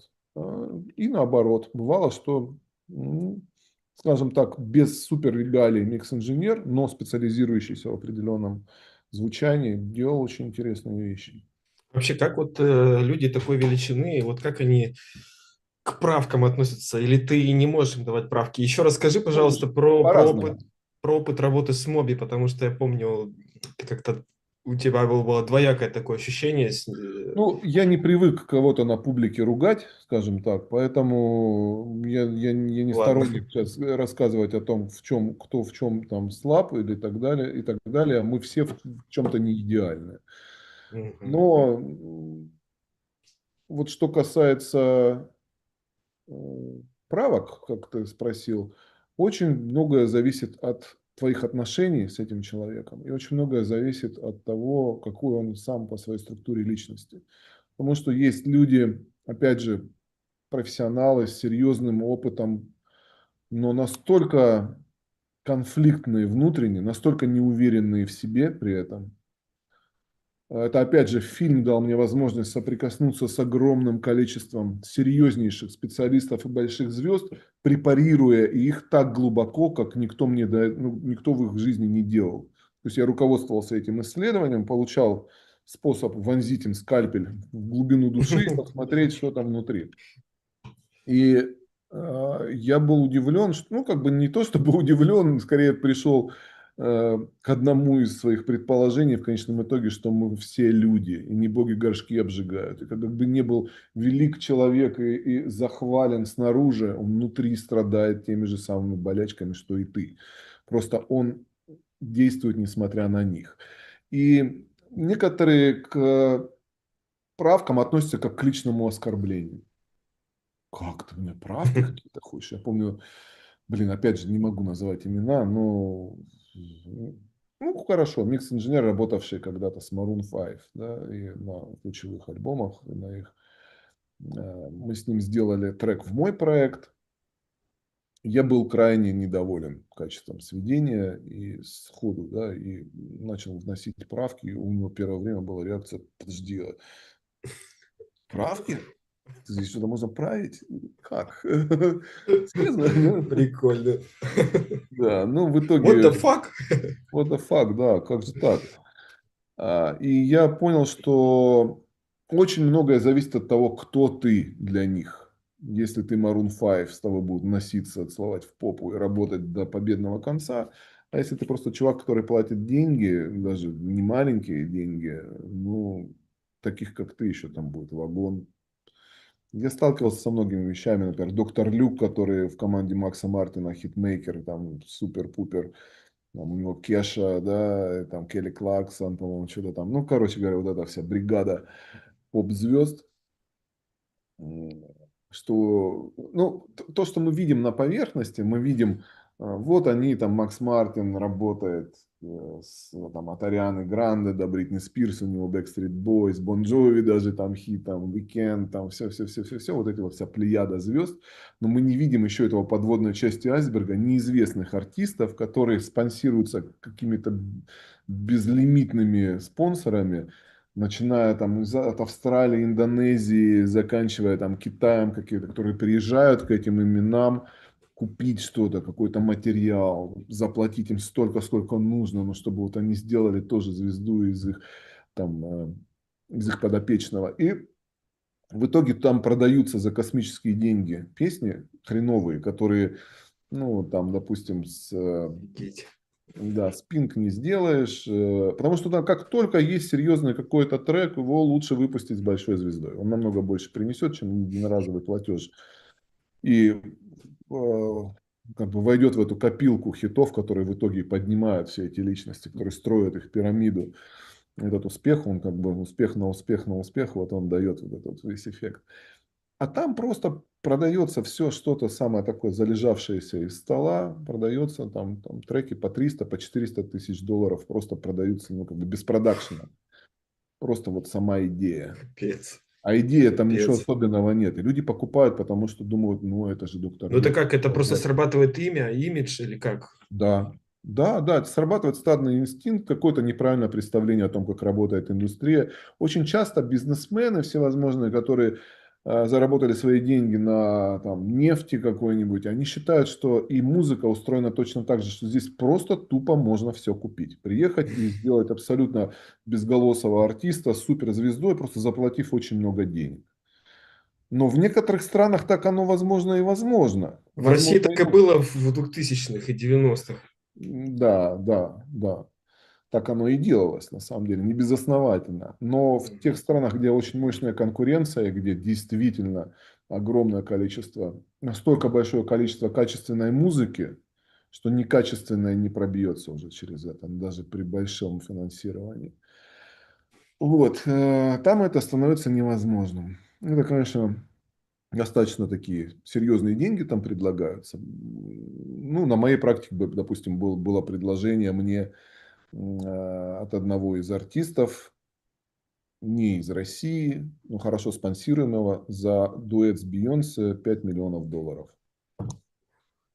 Вот. Не вариант, не прокатило. Бейонсе это не нужно было. Это слишком большие риски делать дуэт с каким-то хрен знает ноунеймом, которого непонятно, что дальше будет происходить. Ну, и при этом для нее это были не деньги особенно. Вот так. Что, Кость, давай вернемся Давай. на нашу, так скажем, Нашу территорию. реальность, Вот. да?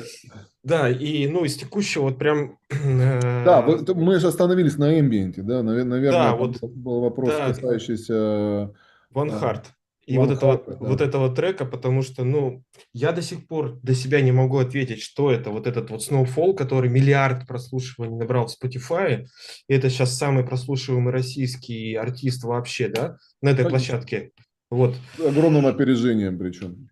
Да, и получается, что, ну, трек-то как бы слушается просто. И вот благодаря чему он так выстрелил? Вот почему его подхватили в ТикТоке? Это как? Это типа гениальный трек? Это какой-то был стратегический ход или повезло, или стечение обстоятельств? Это совокупность факторов, как мне кажется, потому что трек на самом деле мелодически крутой. Ну, что там говорить. Ну, мне лично Посфорд даже, который для меня всегда был гуру, он был, но настолько технически совершенен в своем продакшене. Вот Infected Mushroom тоже ребятки классные, да, но там, сори, не хочу никого обидеть, но Посфорд это совершенно другого уровня музыкант. Он даже мне говорит, блин, какой трек охрененный. Он говорит, он такой простой, но при этом он реально гениальный трек. И по звучанию тоже. Я говорю, да, вот согласен, во многом разделяю. Здесь происходит еще эффект, когда мы получаем какой-то общественно признанный результат, нам проще в него влюбиться, проще его оценить. Либо кому-то проще на него озлобиться и начать критиковать. Такие тоже есть, которые называют эту музыку, вообще в принципе ambient нового поколения, вот этот dark или liminal ambient, то, что сейчас, к чему относится вот этот Snowfall, они называют джингловой музыкой. Ну, типа это короткие треки. Ну, в этом есть как бы доля правды. Треки действительно коротенькие. Это не какие-то там 7, 9, 14-минутные композиции. Вот мы когда коллаборировали с Young Brother, с сайт проект этого Саймона Посфорда, который с Бенджи Гордоном он делает. Тут все знают этих ребят. Мы с Бенджи изначально договорились, что поскольку в нашем стилистическом контексте треки коротенькие, то есть они там 2-3 минуты максимум, а он говорит, блин, ну а у нас наоборот, в Young Brother мы привыкли делать длинные. Я говорю, ну давайте сделаем. Нет, я уже от себя типа я предложил. Нет, это Бенджи предложил.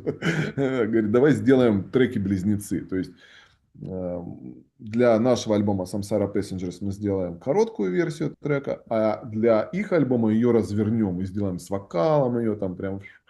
Вот. И назвали для нашего альбома Momentary Drift, а для их альбома Endless Drift. У них сейчас, кстати, выйдет скоро этот новый альбомчик их, Young Brother. Там будет зеркальное отображение. зеркальное отображение, да. Ну, они не то, что там зеркальные, но они построены на одном и том же, фундаменте, просто тот развивается очень далеко, потому что он длинный, наш более короткий, ну, там другой вайб. И в работе над нашим было шефство у меня, то есть у нас, когда мы определяли, как он в конечном итоге должен звучать, а на их версии трека они определяют в конечном итоге, как он должен быть сведен, как он должен быть закончен. Ну, как бы и ладно. Но суть в том, что Саймон, а для меня он все-таки до сих пор авторитет, он говорил, что Snowfall это исключительный трек на самом деле. Бенджи, когда мне говорит, блин, у меня вообще дети его не выключают, меня все слушают его. Моби говорил, блин, я только что его слушал по радио, какой трек офигенный. То есть люди на нем залипают не просто так. Те вот товарищи, они залипают не потому, что там куча прослушиваний. Посвард вообще ненавидит любую коммерциализацию. Он там его тошнит от EDM, от поп-музыки, от всего этого. Мы его звали там во все эти проекты, там как-то поучаствовать. Я его тоже пытался в Штатах продвигать, его там показывал всевозможным большим продюсерам, рассказывал, там это отдельная история. Посмотрите, какой есть самородок там в Англии. Они говорят, классный самородок, но, говорит, у нас еще, ты не слышал, какие у нас ребята в поп-музыке работают. Вот, там это отдельный разговор сейчас. Вот, и феномен Snowfall на самом деле построен, вы понимаете, когда мы препарируем какой-то уже готовый результат с его уже историей, мы никогда не докопаемся по-настоящему до сути. А как правило, эти все прорывы, а это ну, по-другому назвать нельзя, это выстрел просто, это какая-то вот вспышка Вообще. сверхновой. То есть Телепортация в космос просто. Да, успех этого трека колоссальный. То есть он не может быть построен только лишь на чем-то одном.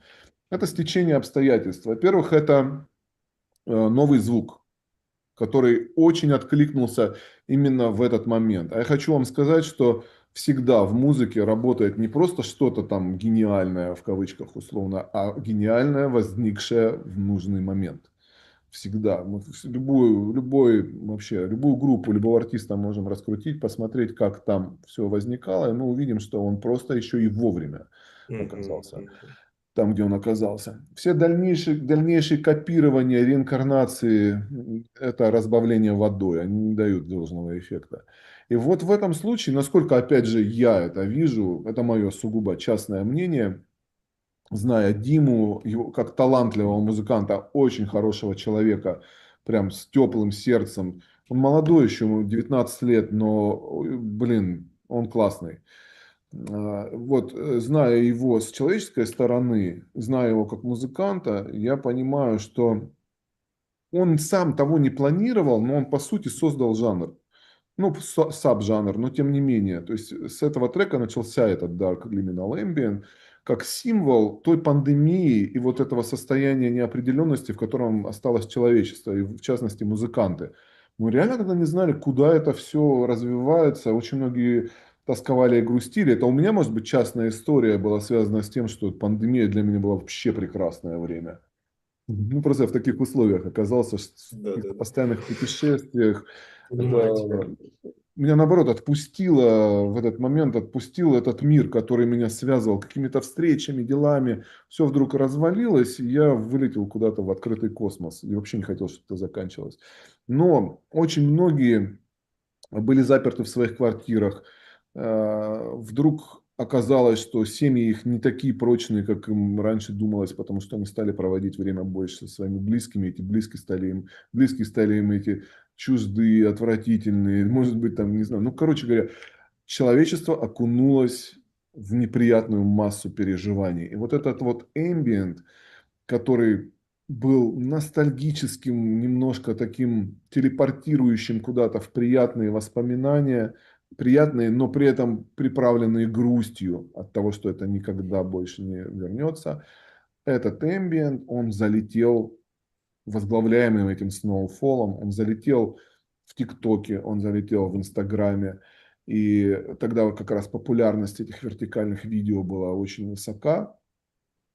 А алгоритмы работали таким образом, что тогда они, ну, в общем-то, они и сейчас так работают, просто сейчас тоже можем отдельно об этом поговорить, сейчас многое изменилось в плане там, стримингов. Кстати, да, будет интересно вот Да, по продвижению. Мгм. сейчас вообще тяжело с этим, честно говоря, в любом жанре музыкальном. Но в тот момент алгоритмы очень сильно работали на то, что имеет какой-то пиковый рост, и раскручивали его еще и еще и еще сильнее. И Snowfall очень, он не сразу взлетел. Он стал набирать, набирать, набирать, набирать. Естественно, как каждый лейбл, на котором есть инструменты продвижения, Dreamscape, то есть Curate Music, вот, ну, их подразделение Dreamscape, на котором был, на котором, в принципе, мы и Samsara Passengers выпустили, и Midnight Journey выпустили, и Snowfall, на котором был выпущен, это британский лейбл, новой формации, такой интернет-лейбл. Вот, они вкинули, конечно, денег в ТикТок, то есть они закупали размещение у блогеров по этому треку и тем самым еще усиливали его продвижение, его какой-то там результат конечный. Ну вот, но он же не в один год дорос до миллиарда, но он очень быстро начал набирать. Спустя несколько месяцев после релиза он стал набирать, набирать, набирать сильнее, сильнее, сильнее. Но в итоге вся эта грядка, весь этот жанр, весь этот ambient, он через какое-то время превратился в попытку повторить Snowfall. Просто попытку, да, сделать его какую-то там копию, но как бы не копию. Диму начали копировать, даже это О перечеркнутое, у кучи артистов было. Ну вот на этом сразу видно, как этот стадный инстинкт работает, уничтожая в конечном итоге то, ради чего это все делалось. И сейчас это превратилось, весь этот жанр превратился в какой-то безграничный компот копий на копию, который в итоге стали душить алгоритмы, и даже у крупных артистов сейчас нет больших цифр на релизах, потому что, ну, это не только с эмбиентом связано, который слушали на репите, засыпая, вот, это давало, конечно, и потом вот это короткие треки, длина небольшая, она тоже, если человеку что-то нравится, он Мгм. это Мгм. прослушивал еще раз. С другой стороны, а почему бы и нет, да? Мы же строим, как правило, стандартную композицию, когда у нас есть секция А, секция Б, секция А, секция Б, там секция А, секция Б, С, и потом снова сдвоенная там Б, ну, то есть куплет-припев, условно говоря. Здесь мы просто делаем двухсекционный трек, который, если тебе нравится, послушай еще раз его, и все, и будет у нас два прослушивания. Ну да, хитрость как бы, но почему-то это работало. То есть здесь же еще есть смысл, что люди, находясь в плейлистах и слушая это подряд, у них очень, ну как бы быстрее переключаются разные треки между собой, и они не успевают так сильно устать. Тоже есть такой эффект. Мы же все равно сейчас запрограммированы к этому короткому дофаминовому наркоманскому получению всплеска удовольствия от чего-то быстрого. Вот. Да. И сейчас кто-то, знаешь, как-то вот там 15-минутные треки не все захотят слушать. Тем Ну, более, где еще интро там минуты 3. да, да, интро минуты 3, там хука никакого нет и все такое прочее. Но это вообще такой, это отдельный разговор, когда ты пишешь музыку, если ты целиком руководствуешься желанием попасть в конъюнктуру, получить какой-то результат быстрый, коммерчески выраженный, то, ну, в моем случае это никогда не работает. То есть это все равно приводится к тому, что я делаю какие-то поделки, каких-то уродцев пытаюсь там собрать, которые вот вроде должны отвечать и вот этим, и вот этим, и вот этим требованиям, но они зомби, в них нет жизни, у них нет души, они такие. Вот. И я сам удовольствие от этого не получаю. А на мой взгляд, самое важное, это не успех твоих треков в конечном итоге.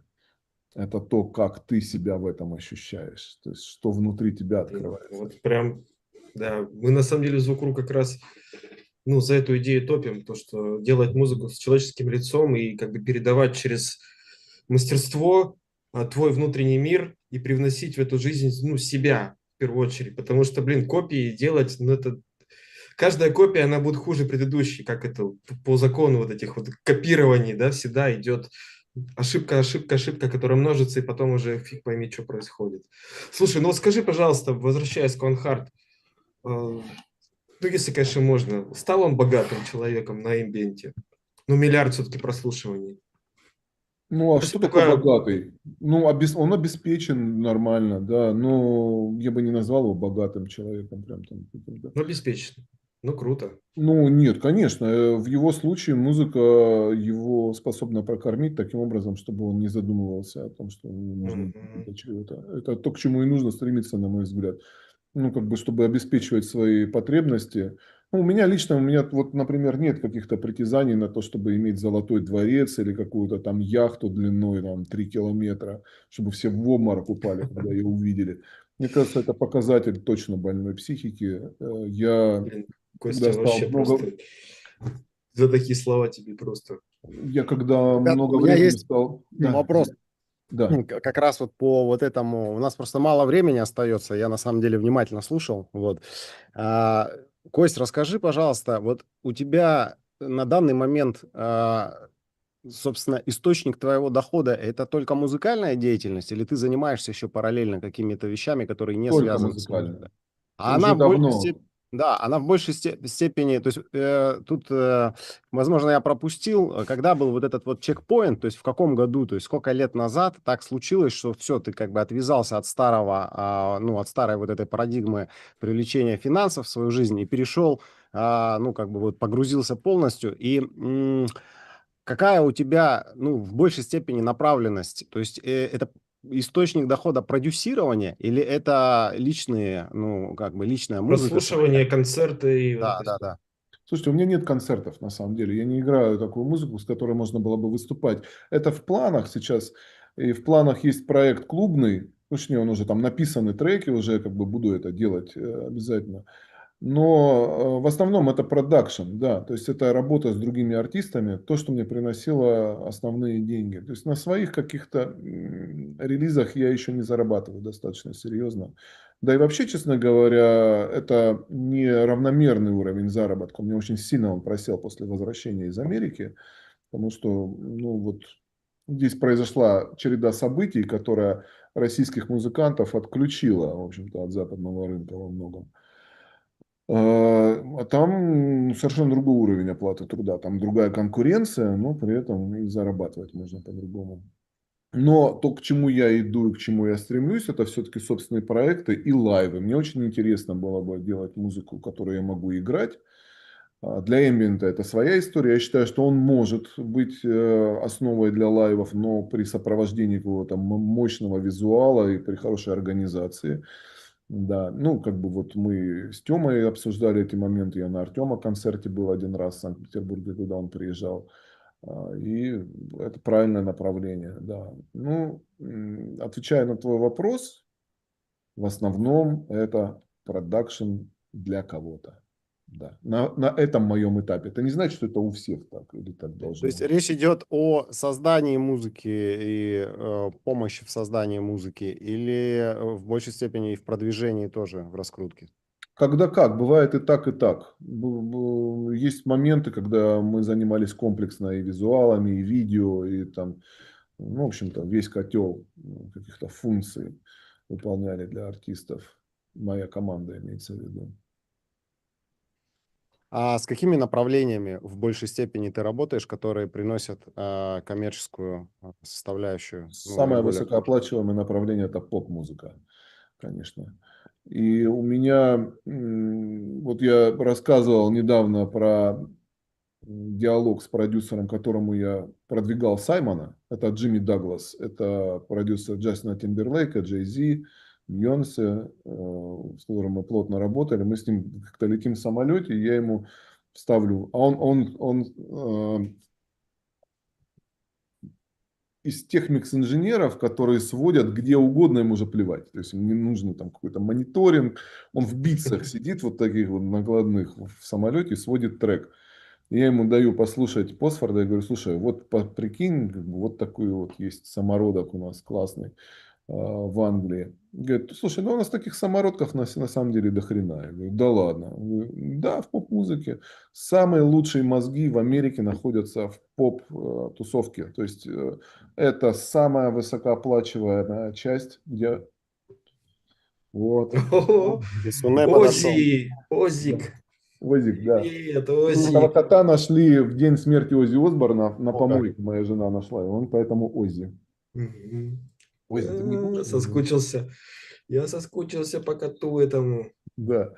Вот. И он говорит мне, да ты на самом деле, серьезно, обрати внимание на то, как делается вся поп-музыка в Америке. Это всегда большие команды, и поп-индустрия всегда впитывает крупные лейблы, они всегда находятся в поисках свежей крови. Если кто-то в андеграунде показывает какие-то новые элементы владения мастерством, какие-то находки в продакшене, его сразу же начинают подтягивать. Так вот, Virtual Riot, есть такой дабстеповый продюсер талантливый, он в Скриллекса команде на его лейбле. Он, как только он пошел, как только его нашли, его сразу же пригласил Макс Мартин поработать, и он в альбоме Бибера поучаствовал тоже. То есть вот это вот происходит повсеместно. Поп-музыка платит лучше всего. Вот. Так что да. Ладно, Кость, давай тогда сейчас уже у нас остается немножко времени. Такой вот насущный Ну, мы вопрос. Ну можем вот, чуть-чуть дольше. Я сказал, что где-то 15-20 минут мы накинуть можем. ну хорошо, тогда... Но все равно я хочу спросить. Да. Ну вот, допустим, ты говорил, что сейчас стало все плохо, да, с прослушиванием, с продвижениями. А что сейчас работает вообще? Вот как стартануть андеграундному, ну тому же ambient артисту? Что ему надо делать? Кем ему нужно быть сегодня? Слушайте, ну нет никаких рецептов, как нужно вот стартануть, выполняя А, Б, С, Д, и ты стартанешь. Такого нет. Я хотел сказать, что сейчас, в принципе, мне кажется, возник некий кризис стриминговых платформ. Он обусловлен тем, что они, а прежде всего Spotify, пришли к выводу, что они слишком много платят артистам. Ну, просто кажется, что есть такая тенденция. И они искусственно прикручивают общую алгоритмизацию вообще, в принципе, у всех жанров, чтобы притормозить, оставив только каких-то флагманов, но в целом чуть придушить эти выплаты, потому что слишком Это про доходно. Spotify или Яндекс также работает? Яндекс это по сравнению с Spotify это букашка маленькая, которая работает сейчас по принципу, как Spotify работал несколько лет назад. То есть они просто Мгм. там что-то догоняют. Но я не знаю, как они там распределяют свои цели, что у них там на повестке дня. Насчет Яндекса у меня нет ощущения, что они что-то душат по алгоритмам, если честно. Я думаю, что это просто какая-то траектория, которая еще им предстоит, на которую спуститься. Все равно. Но, опять же, это мое предположение, построенное на общении с другими артистами, с продюсерами.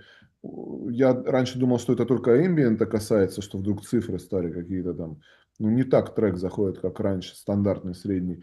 Но выяснилось, что нет, это все жалуются на это. Что резко Мгм. упали прослушивания, в принципе. Какая-то, да, такая системная работа, подрывная. Ну ладно, понятно. Ну, давай не будем ориентироваться на прослушивание, потому что они же не все определяют, да? А Ну, как вот естественно. вообще, ну вот как менеджерить себя самому?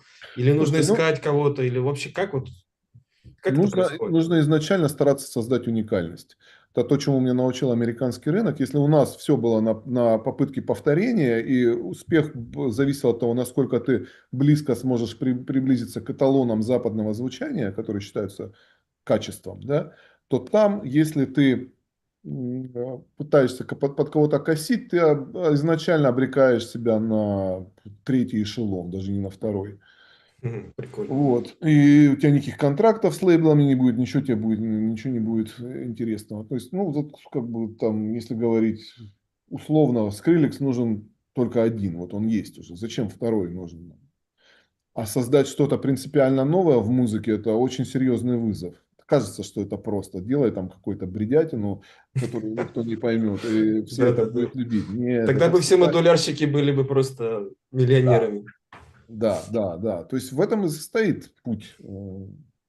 И талант, может быть, и интуиция творческая. Это нащупать что-то такое, что отвечает, э, будет воспринято публикой, да, что никогда не гарантировано.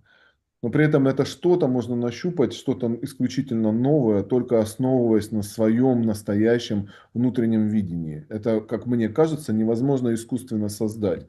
Мы этот вопрос обсуждали с разными там звукозаписывающими компаниями в Америке. И ты знаешь, у них, если бы это было возможно, у них есть финансы и возможности организовать такие кластеры творческие, которые просто бы в состоянии были бы разрабатывать новые жанры. Ну, какой-то музыкальный научно-исследовательский центр там под эгидой Universal, который, допустим, э, состоят из каких-то суперпрофи в продакшене в разных жанрах, которые в состоянии выработать что-то, какую-то концептуально новую фишку, да. Ну, они пытались, но у них такое, это не работает, не получается. Мой опыт говорит о том, что что-то вот такое экстраординарное происходит тогда, когда человек в состоянии по-настоящему отразить что-то изнутри. Это возможно только тогда, когда ты отбрасываешь все требования, штампы, ты должен вот это подстроиться и звучать. Поэтому всегда рецепт серьезного успеха, он всегда основан на уникальности. То есть, если ты можешь предложить этому рынку при его огромнейшем информационном шуме что-то, что никто до сих пор не слышал, ну, здесь очень большая доля вероятности, что это может выстрелить. Может и не выстрелить, конечно, если ты считаешь, что это что-то уникальное, а на самом деле это какая-то хрень, ну, окей, да, такое тоже Как ты бывает. видишь развитие, ну, в частности, наверное, электронной музыки, потому что у нас все-таки портал наш, да, наша школа, или как ее назвать, наше комьюнити, оно посвящено все-таки больше там EDM, транс, техно, хаус, вот эта вот вся история. Вот как ты видишь вообще, зачем будущее, за каким стилем, жанр или какой-то мультижанровость? Ну, я думаю, что это вообще никто не знает, зачем будущее, потому что если бы мы знали точно, что будет Ну, там, ну да, да, что-то, мы бы это все сейчас логично. пытались создать. На самом деле такой вопрос, который хочется всем задать, и всегда, а как ты видишь, что... Но никто не может сказать на самом деле. Даже в каком-то узком жанре, там, в хаусе или там, в афрохаус сейчас, который стал там, ну, сейчас, или там мелодик техно, которая всех уже задолбала, да. Если ты придешь к аниме и спросишь, ну, что будет завтра там? Да, блин, кто бы мне сказал, что будет завтра? Скорее Понятно. всего, будет технологические прорывы, связанные с AI. То есть то, что сейчас представляет из себя искусственный интеллект, это еще только начало, на мой взгляд. Ну, то же Ну, давай, самое. кстати, об этом поговорим сейчас. Ну, давай, да. Потому что вопрос насущный. Сейчас вообще какой-то спор такой идет. Одни прям в лагере того, что это убивает творчество, а другие вроде как говорят, ну это же инструмент.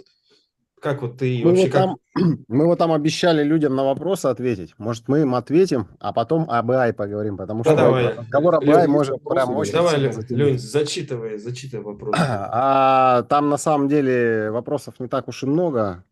Важны ли в работе синематик-композитора развитые скиллы в академической муз-теории или достаточно прокачанных навыков DAW? Тыбай Бенд спрашивает нас. Слушайте, на самом деле вот это вот понимание о том, что должна быть какая-то фундаментальная теоретическая база, оно не всегда обосновано. Вот Ханс Циммер, допустим, у него вообще нет образования музыкального. Он долгое время играл только на белых клавишах, потому что там его там Вот это транспонировали. прикол. Серьезно, да. Я просто плотно работал с Джеффом Роной, его соавтором на протяжении 10 лет, который и «Гладиатор» вместе с ним написал, и «Трафик», там, и там куча всего. Э, а Ханс всегда окружает еще плеядой соавторов, которые его где-то там подхватывают, потому что его скиллов не везде хватает. Ну, посмотрите на его результат. Это человек, у которого, по сути, нет музыкального образования, который с листа не читает. Здесь вопрос, чем вы это компенсируете. То есть, если у вас нет вообще никакого понимания о том, как строится музыка, ни академического, ни вашего бытового, то, конечно, вы не сможете ничего создать, кроме что-то очень примитивного. Но если вы находите собственный язык и понимаете, каким образом строится созвучие, как развиваются гармонии, вы, по сути, придете к тем же самым законам, которые вы можете постичь, изучая теорию. Но если вам хочется двигаться где-то быстро, я всегда рекомендую получить какое-то стороннее образование, где-то там пройти какие-то курсы. Это всегда очень развивает. Зачем изобретать велосипед, если он уже давно изобретен? Но в этом будет много лишнего, которое вам, возможно, в вашей там, работе с вашей давкой не понадобится. Да, такое тоже может быть. Круто. Блин, Костя, ты вообще, я вот вроде уже половину из твоих историй слышал, но все равно я вот слушаю, наполняюсь вообще просто, Ну, мы же все друг друга вдохновляю. наполняем. Я вообще, это отдельная тема. Вот мы с тобой говорили про конкуренцию, да, перед тем, как начать стрим. Мгм. Это основное отличие на самом деле между американской профессиональной индустрией и нашей. Там намного дружелюбнее люди относятся к друг другу, потому что воспринимают изначально не как конкурентов друг друга. И вообще вот у меня какое-то другое видение, значит, сотрудничества vs соперничества. Здесь я сталкиваюсь с тем, что у нас постоянная зависть, какие-то гадости говорят друг о друге. То есть человек, высказываясь о другом артисте, прежде всего ищет, в чем его можно покритиковать. Соответственно, если я кого-то критикую, значит, моя квалификация выше его, позволяющая мне сказать свысока, что у тебя что-то там не так работает, что-то там плохо. Это входит в привычку. То есть просто принять результаты чужой работы, похвалить, сказать, класс, мне вообще нравится, молодец. Даже если это там может быть там какая-то частично, что-то тебя не устраивает, но есть же что-то, что тебе нравится.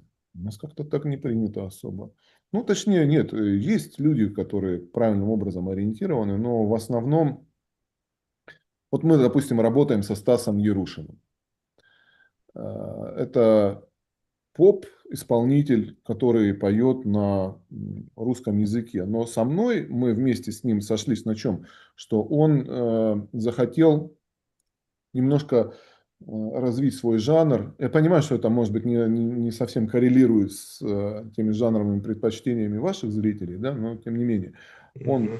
он там в сторону Робби Уильямс, Coldplay и так далее. Вот мы начали работать над англоязычным материалом. Сейчас делаем большой альбом англоязычный, достаточно сильный на самом деле, потому что в него привлечены серьезные там, люди, как бы, и все получается так, как хочется. Но есть определенные сложности на этом пути. Да? И интересен тот отклик, с которым сталкивается Стас, и с которым сталкиваюсь я, допустим, по этому альбому или по заранее проделанным трекам. И он очень разный за рубежом в профессиональном сообществе и в нашем профессиональном сообществе, скажем так. Там он честнее, позитивнее. У нас он во многом построен на зависти, на каком-то непонимании. Тем более, что я его треки продвигал на Грэмми вот уже второй год. И очень многих просто это бесит вокруг него. Как так? Да что такое? Я безотносительно даже нет ни у кого там права или неправа быть номинированным или не быть номинированным. Каждый решает сам. Но реакция интересна. И Вот вот эта да. реакция, на которой строится рынок, понимаете, она наполняет вот эту почву, вот эту атмосферу, в которой работает человек, наполняет ее страхом, наполняет ее дискомфортом, каким-то ощущением, что, блин, а ведь Вы представляете, что где-то изнутри мы можем и нашего собственного успеха бояться. Потому что если мы вдруг резко начнем выделяться и демонстрировать какую-то высоту там, относительно кого-то, может быть, нас возненавидят за это.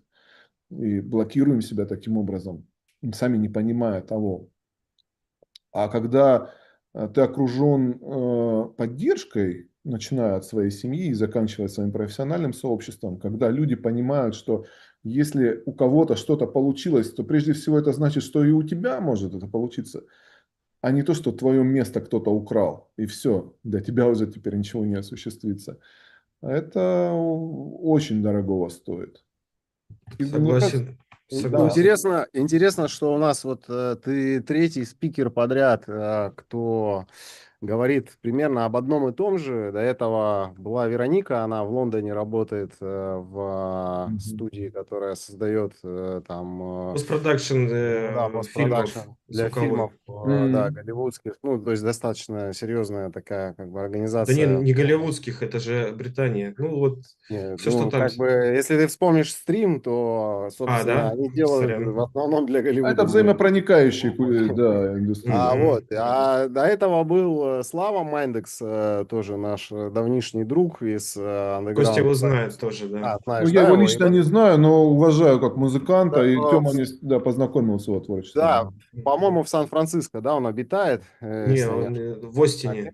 Костеню. Ну, короче, Остин. вот ты третий человек, который указывает на вот этот момент о вот этом environment человеческом. То есть как вот люди не создают вот эти вот состояния напряга, когда у кого-то что-то получается, или даже наоборот, то есть когда кто-то что-то пытается сделать, его как бы в большей степени поддерживают. У нас почему-то, вот я тоже удивлялся как бы вот этой вот тенденции, оно как бы и в жизни в целом так. То есть вот меня когда люди спрашивают, а что ты, типа вот, почему ты себя комфортно чувствуешь вот тут вот, а не там? Я отвечаю, ну, просто, что здесь я чувствую как бы вот в общем смысле лучше, больше безопасность. Ну, то есть безопасность не с точки зрения, что там меня не побьют или еще что-то, а вот как бы нет напряжения от, ну, От населения, от людей. своих же Вот. просто. Да, даже своих, не своих, то есть это я сейчас пытаюсь уже как бы как это аппроксимировать на все общество, то есть возможно и ну размышляя об этом, я думаю, что скорее всего это постэффект от ну каких-то вот травм поколений, знаешь, то есть как бы ну то есть там вот там 100 лет людей там, допустим, по одному вопросу, допустим, притесняли, там, потом там очередные там 100 лет по-другому, там 70 лет еще по третьему. И вот это как бы накопившаяся какая-то, ну, типа тяжесть, ну, травм, она как бы сказывается. Вот. И я думаю, что это очень такой интересный момент. И я считаю, что мы в какой-то момент, то есть мы, я имею в виду, что, ну, очень много людей, которых вот русскоязычного комьюнити сейчас разбросало по миру, все равно же так или иначе, ну, все стремится назад. Вот. Когда-то сможем привнести вот эту вот, ну, как бы культуру уважения, что ли, или, ну, как бы культуру принятия, культуру поддержки, что-то такое. Очень Так важный более момент. того, Лень, так мы, не знаю, за себя могу сказать, что я вижу звукру как именно ту среду, которая музыкантов поддерживает, потому что новичку очень сложно, блин, в начале. Во-первых, нет знаний, во-вторых, тебя никто не поддерживает. Вот, и мы хотим создать такую среду, в которой бы человек входил, грубо говоря, со страхами, с какими-то неуверенностями, а потом бы он здесь рос. Во-первых, получал бы теорию, да, потому что у нас куча курсов, потом получал бы вот как ты говорил, да, вот там чувак послушал трек, и он дал обратную связь. Вот, также и здесь получить объективную критику, не то, что там тебя какашками, да, засыпят, а получить объективную критику по своему треку и, ну, не бояться, что тебя захейтят здесь. Вот мы вот к этому идем, и вот, ну, твои слова подтверждают, что мы, в принципе, на правильном Я пути. с ней согласен. Здесь на самом деле определяет дефицитарное мышление. Все. То есть ограниченность ресурсов, невозможность выделяться создает для человека систему, в которой он борется за место и почему-то определяет творческие успехи как нечто ограниченное. То есть кто-то может, соответственно, если он смог, другой не сможет. На самом деле все наоборот. Чем больше в комьюнити люди чего-то добиваются, получают больше знаний, тем больше вокруг них этого происходит. И в общем и в целом это растет. Музыка – это же не тот вид бизнеса, в котором человек купил бутылку кефира, выпил ее, и больше он кефира не хочет.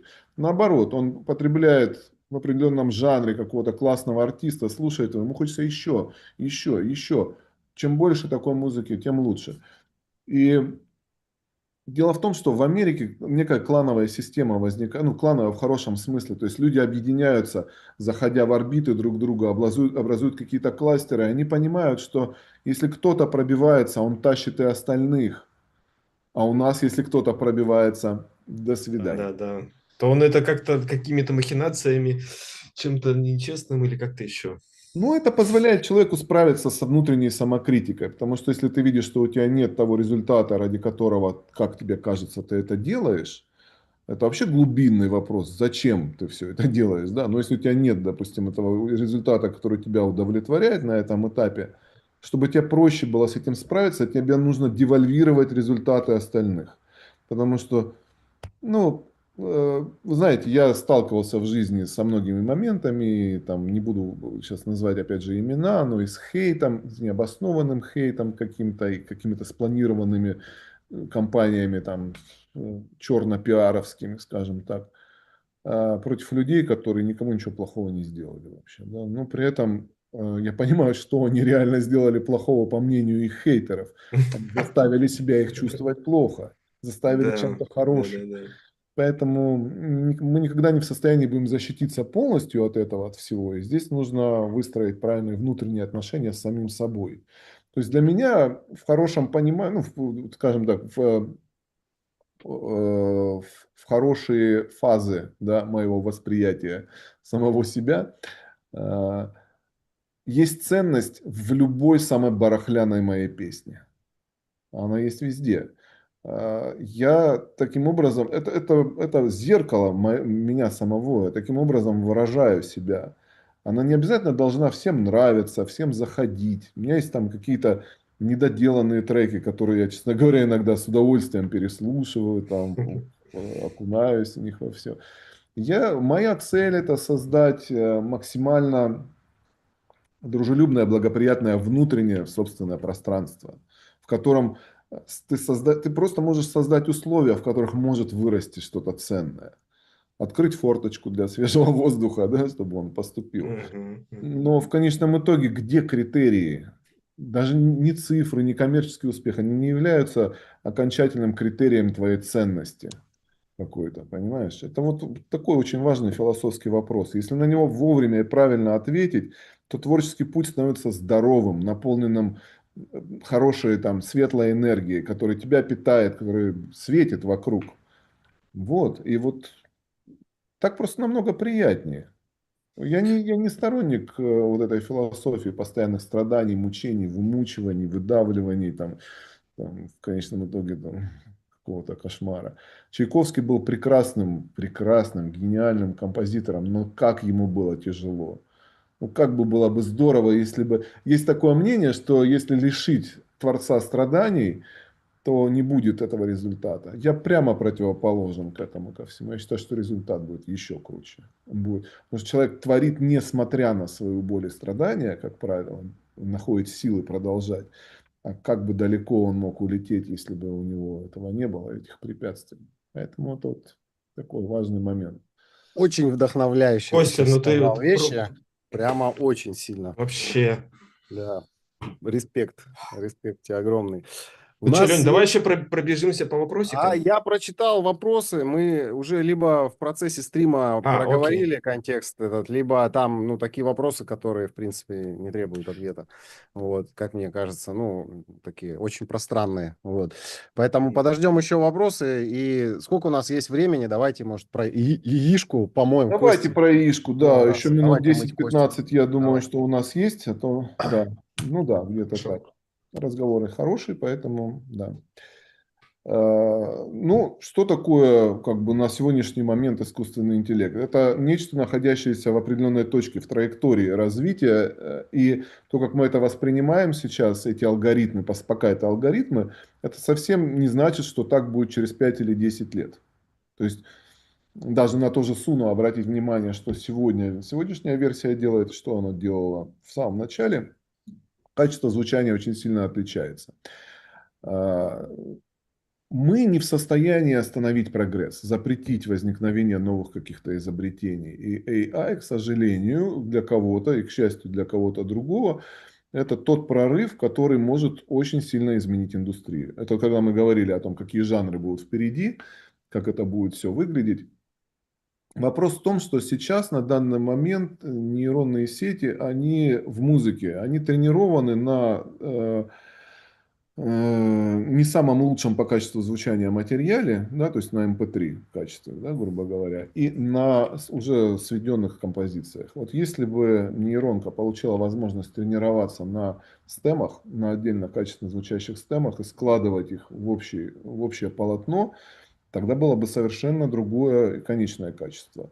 Потому что когда ты раскладываешь сгенерированный трек, ну если он чисто сгенерированный, ты раскладываешь на стемы, там будет такое количество артефактов сейчас, с которым, по большому счету, пока ничего серьезного нельзя сделать. Но опять же, у всех свои требования к качеству звучания. Есть масса нейронных проектов, которые сейчас Яндекс на ура воспринимает, и там они возглавляют чарты. Вот я недавно ехал в такси, услышал там один трек, таксист слышал, я говорю, нейронка. Он говорит, да как вы поняли? Ну вот я говорю, я сразу слышу. Мне очень много, кстати говоря, с Кама присылают на Грэмми. То есть мне очень много материала присылают для того, чтобы я через меня номинировать его на Грэмми. И в какой-то момент просто пошел сгенерированный контент. И это так слышно. Во-первых, есть косвенные признаки, по которым можно понять, что это сгенерированный контент. Это частота релизов, которая невозможна при нормальной работе, значит, живого человека.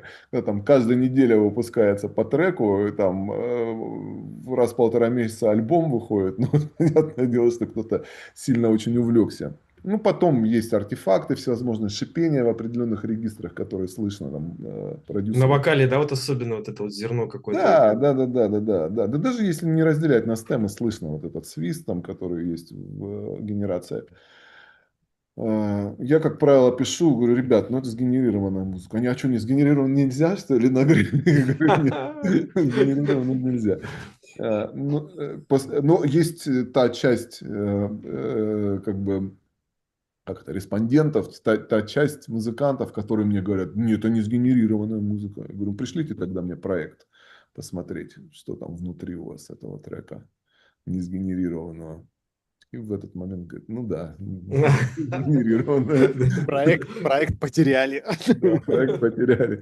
Взвесили, могу ли я это все резко переиграть и так далее. Ну, смотрите, вот какая ситуация была, когда возникли какие-либо фотошопы. Даже были графические дизайнеры там, или художники, которые рисовали от руки. И для них это тоже была паника в тот момент. Им казалось, что все, теперь все разрушится. Либо это как бы два варианта. Либо это технология говно, которая ни к чему не приведет. И там, в общем, никогда не сможет сравниться с человеком. Либо все, конец всему.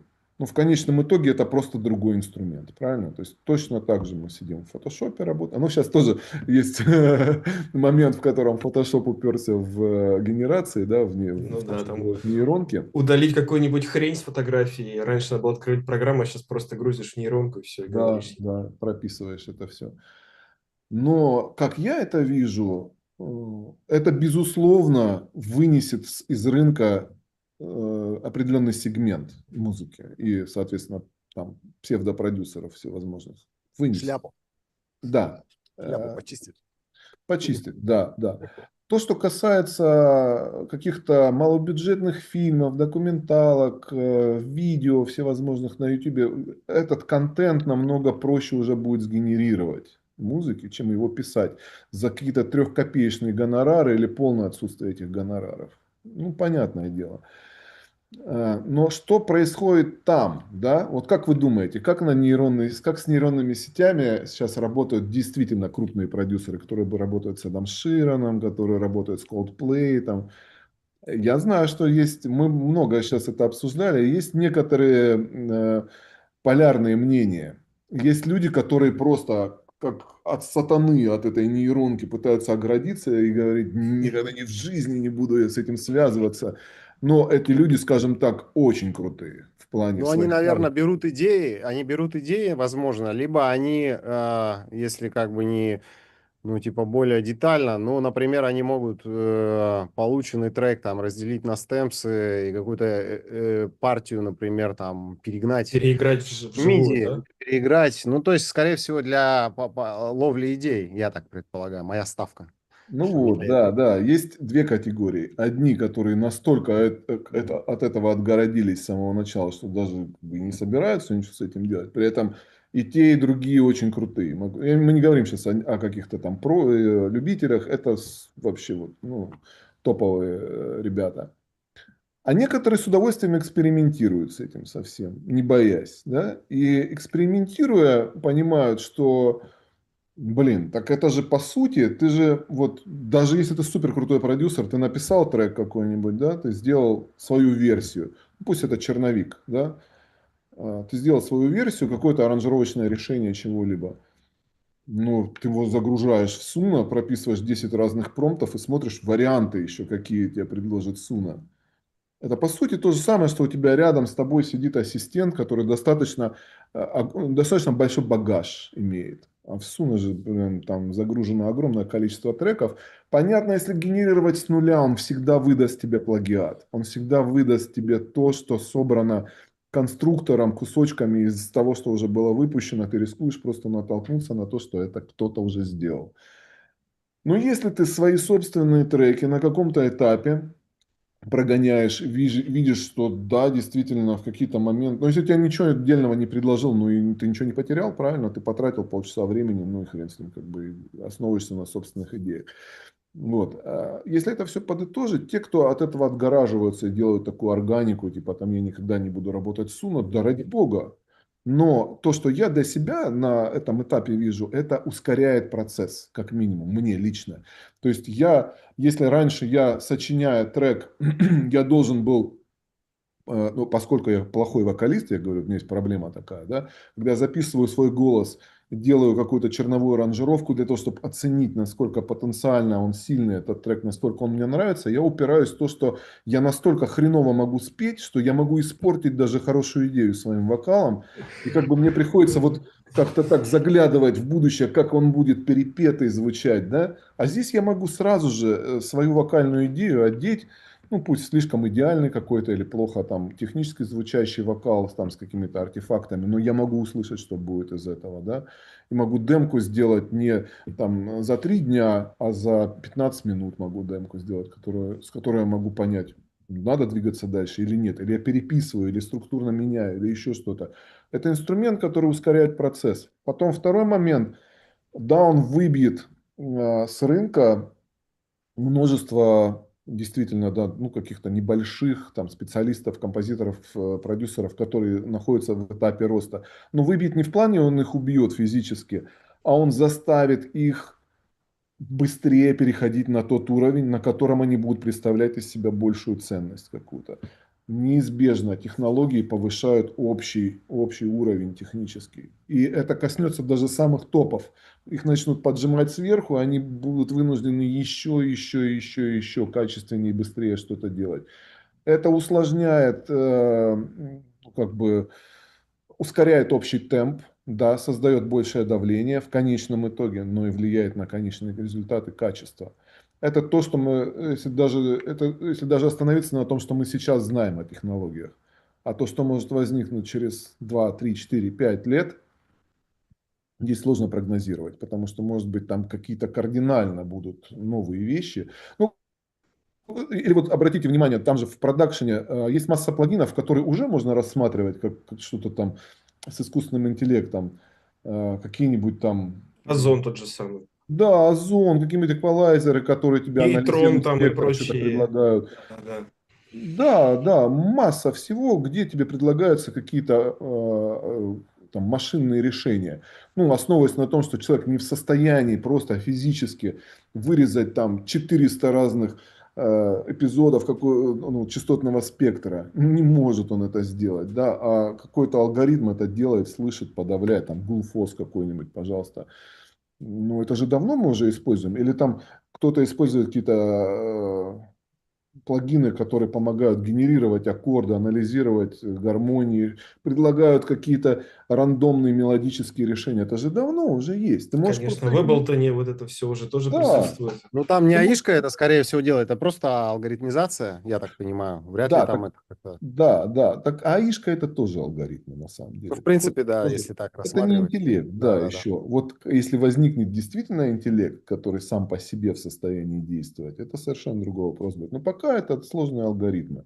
Я имею в виду, что на тот момент мы к этому относились как попробовали, как бы, ну, какая-то херня, да, или кому-то понравилось, когда у тебя творческий тупик, ты можешь там что-то там рандомно перегенерировать ноты, и вдруг тебя что-то натолкнет на мысль. Ну, почему нет, да? Никто же не хейтил, не говорил, ты там воспользовался вот такой-то фишкой. Да-да-да. Ах, Всё. ты MIDI перевел в аудио, или Да, аудио перевел в MIDI, да, да, все да, это да. уже все, не творчество. А я Да, вот в контексте разговора про вокал вспомнил, что мы когда год назад с Суна баловались, когда оно так ну, более популярным, известным стало, мы взяли, ну, голос мой, я там напеваю иногда всякие короткие такие приколы и записываю. Меня вот друг попросил, ну, типа, сделать что-то, а у него как бы идей не было, и он говорит, ну, вот что-нибудь там из своего вот этого бреда скинь.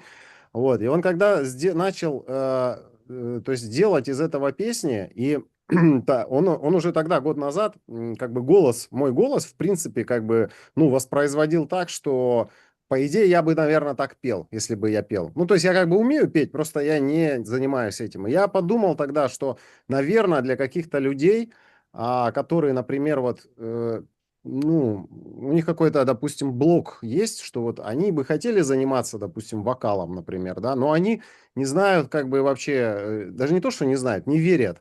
А им, когда вот этот результат показывает Ишка, как бы они могли петь, если бы у них все хорошо, как бы. Ну, то есть, по факту, если ты сейчас полгода-год позанимаешься, например, с вокальным преподавателем, да, то у тебя, наверное, вот так вот будет получаться, а он, может, мечтал всю жизнь об этом. Я подумал, что наверное, это для каких-то людей может быть даже вот бустом, чтобы научиться наоборот. То есть он поверил в себя, услышав, как бы он мог делать. Вот. Ну однозначно. да, Да, да, да, да, да. конечно. Это вообще полезно, блин, во всех отношениях услышать такую проекцию, как бы, да.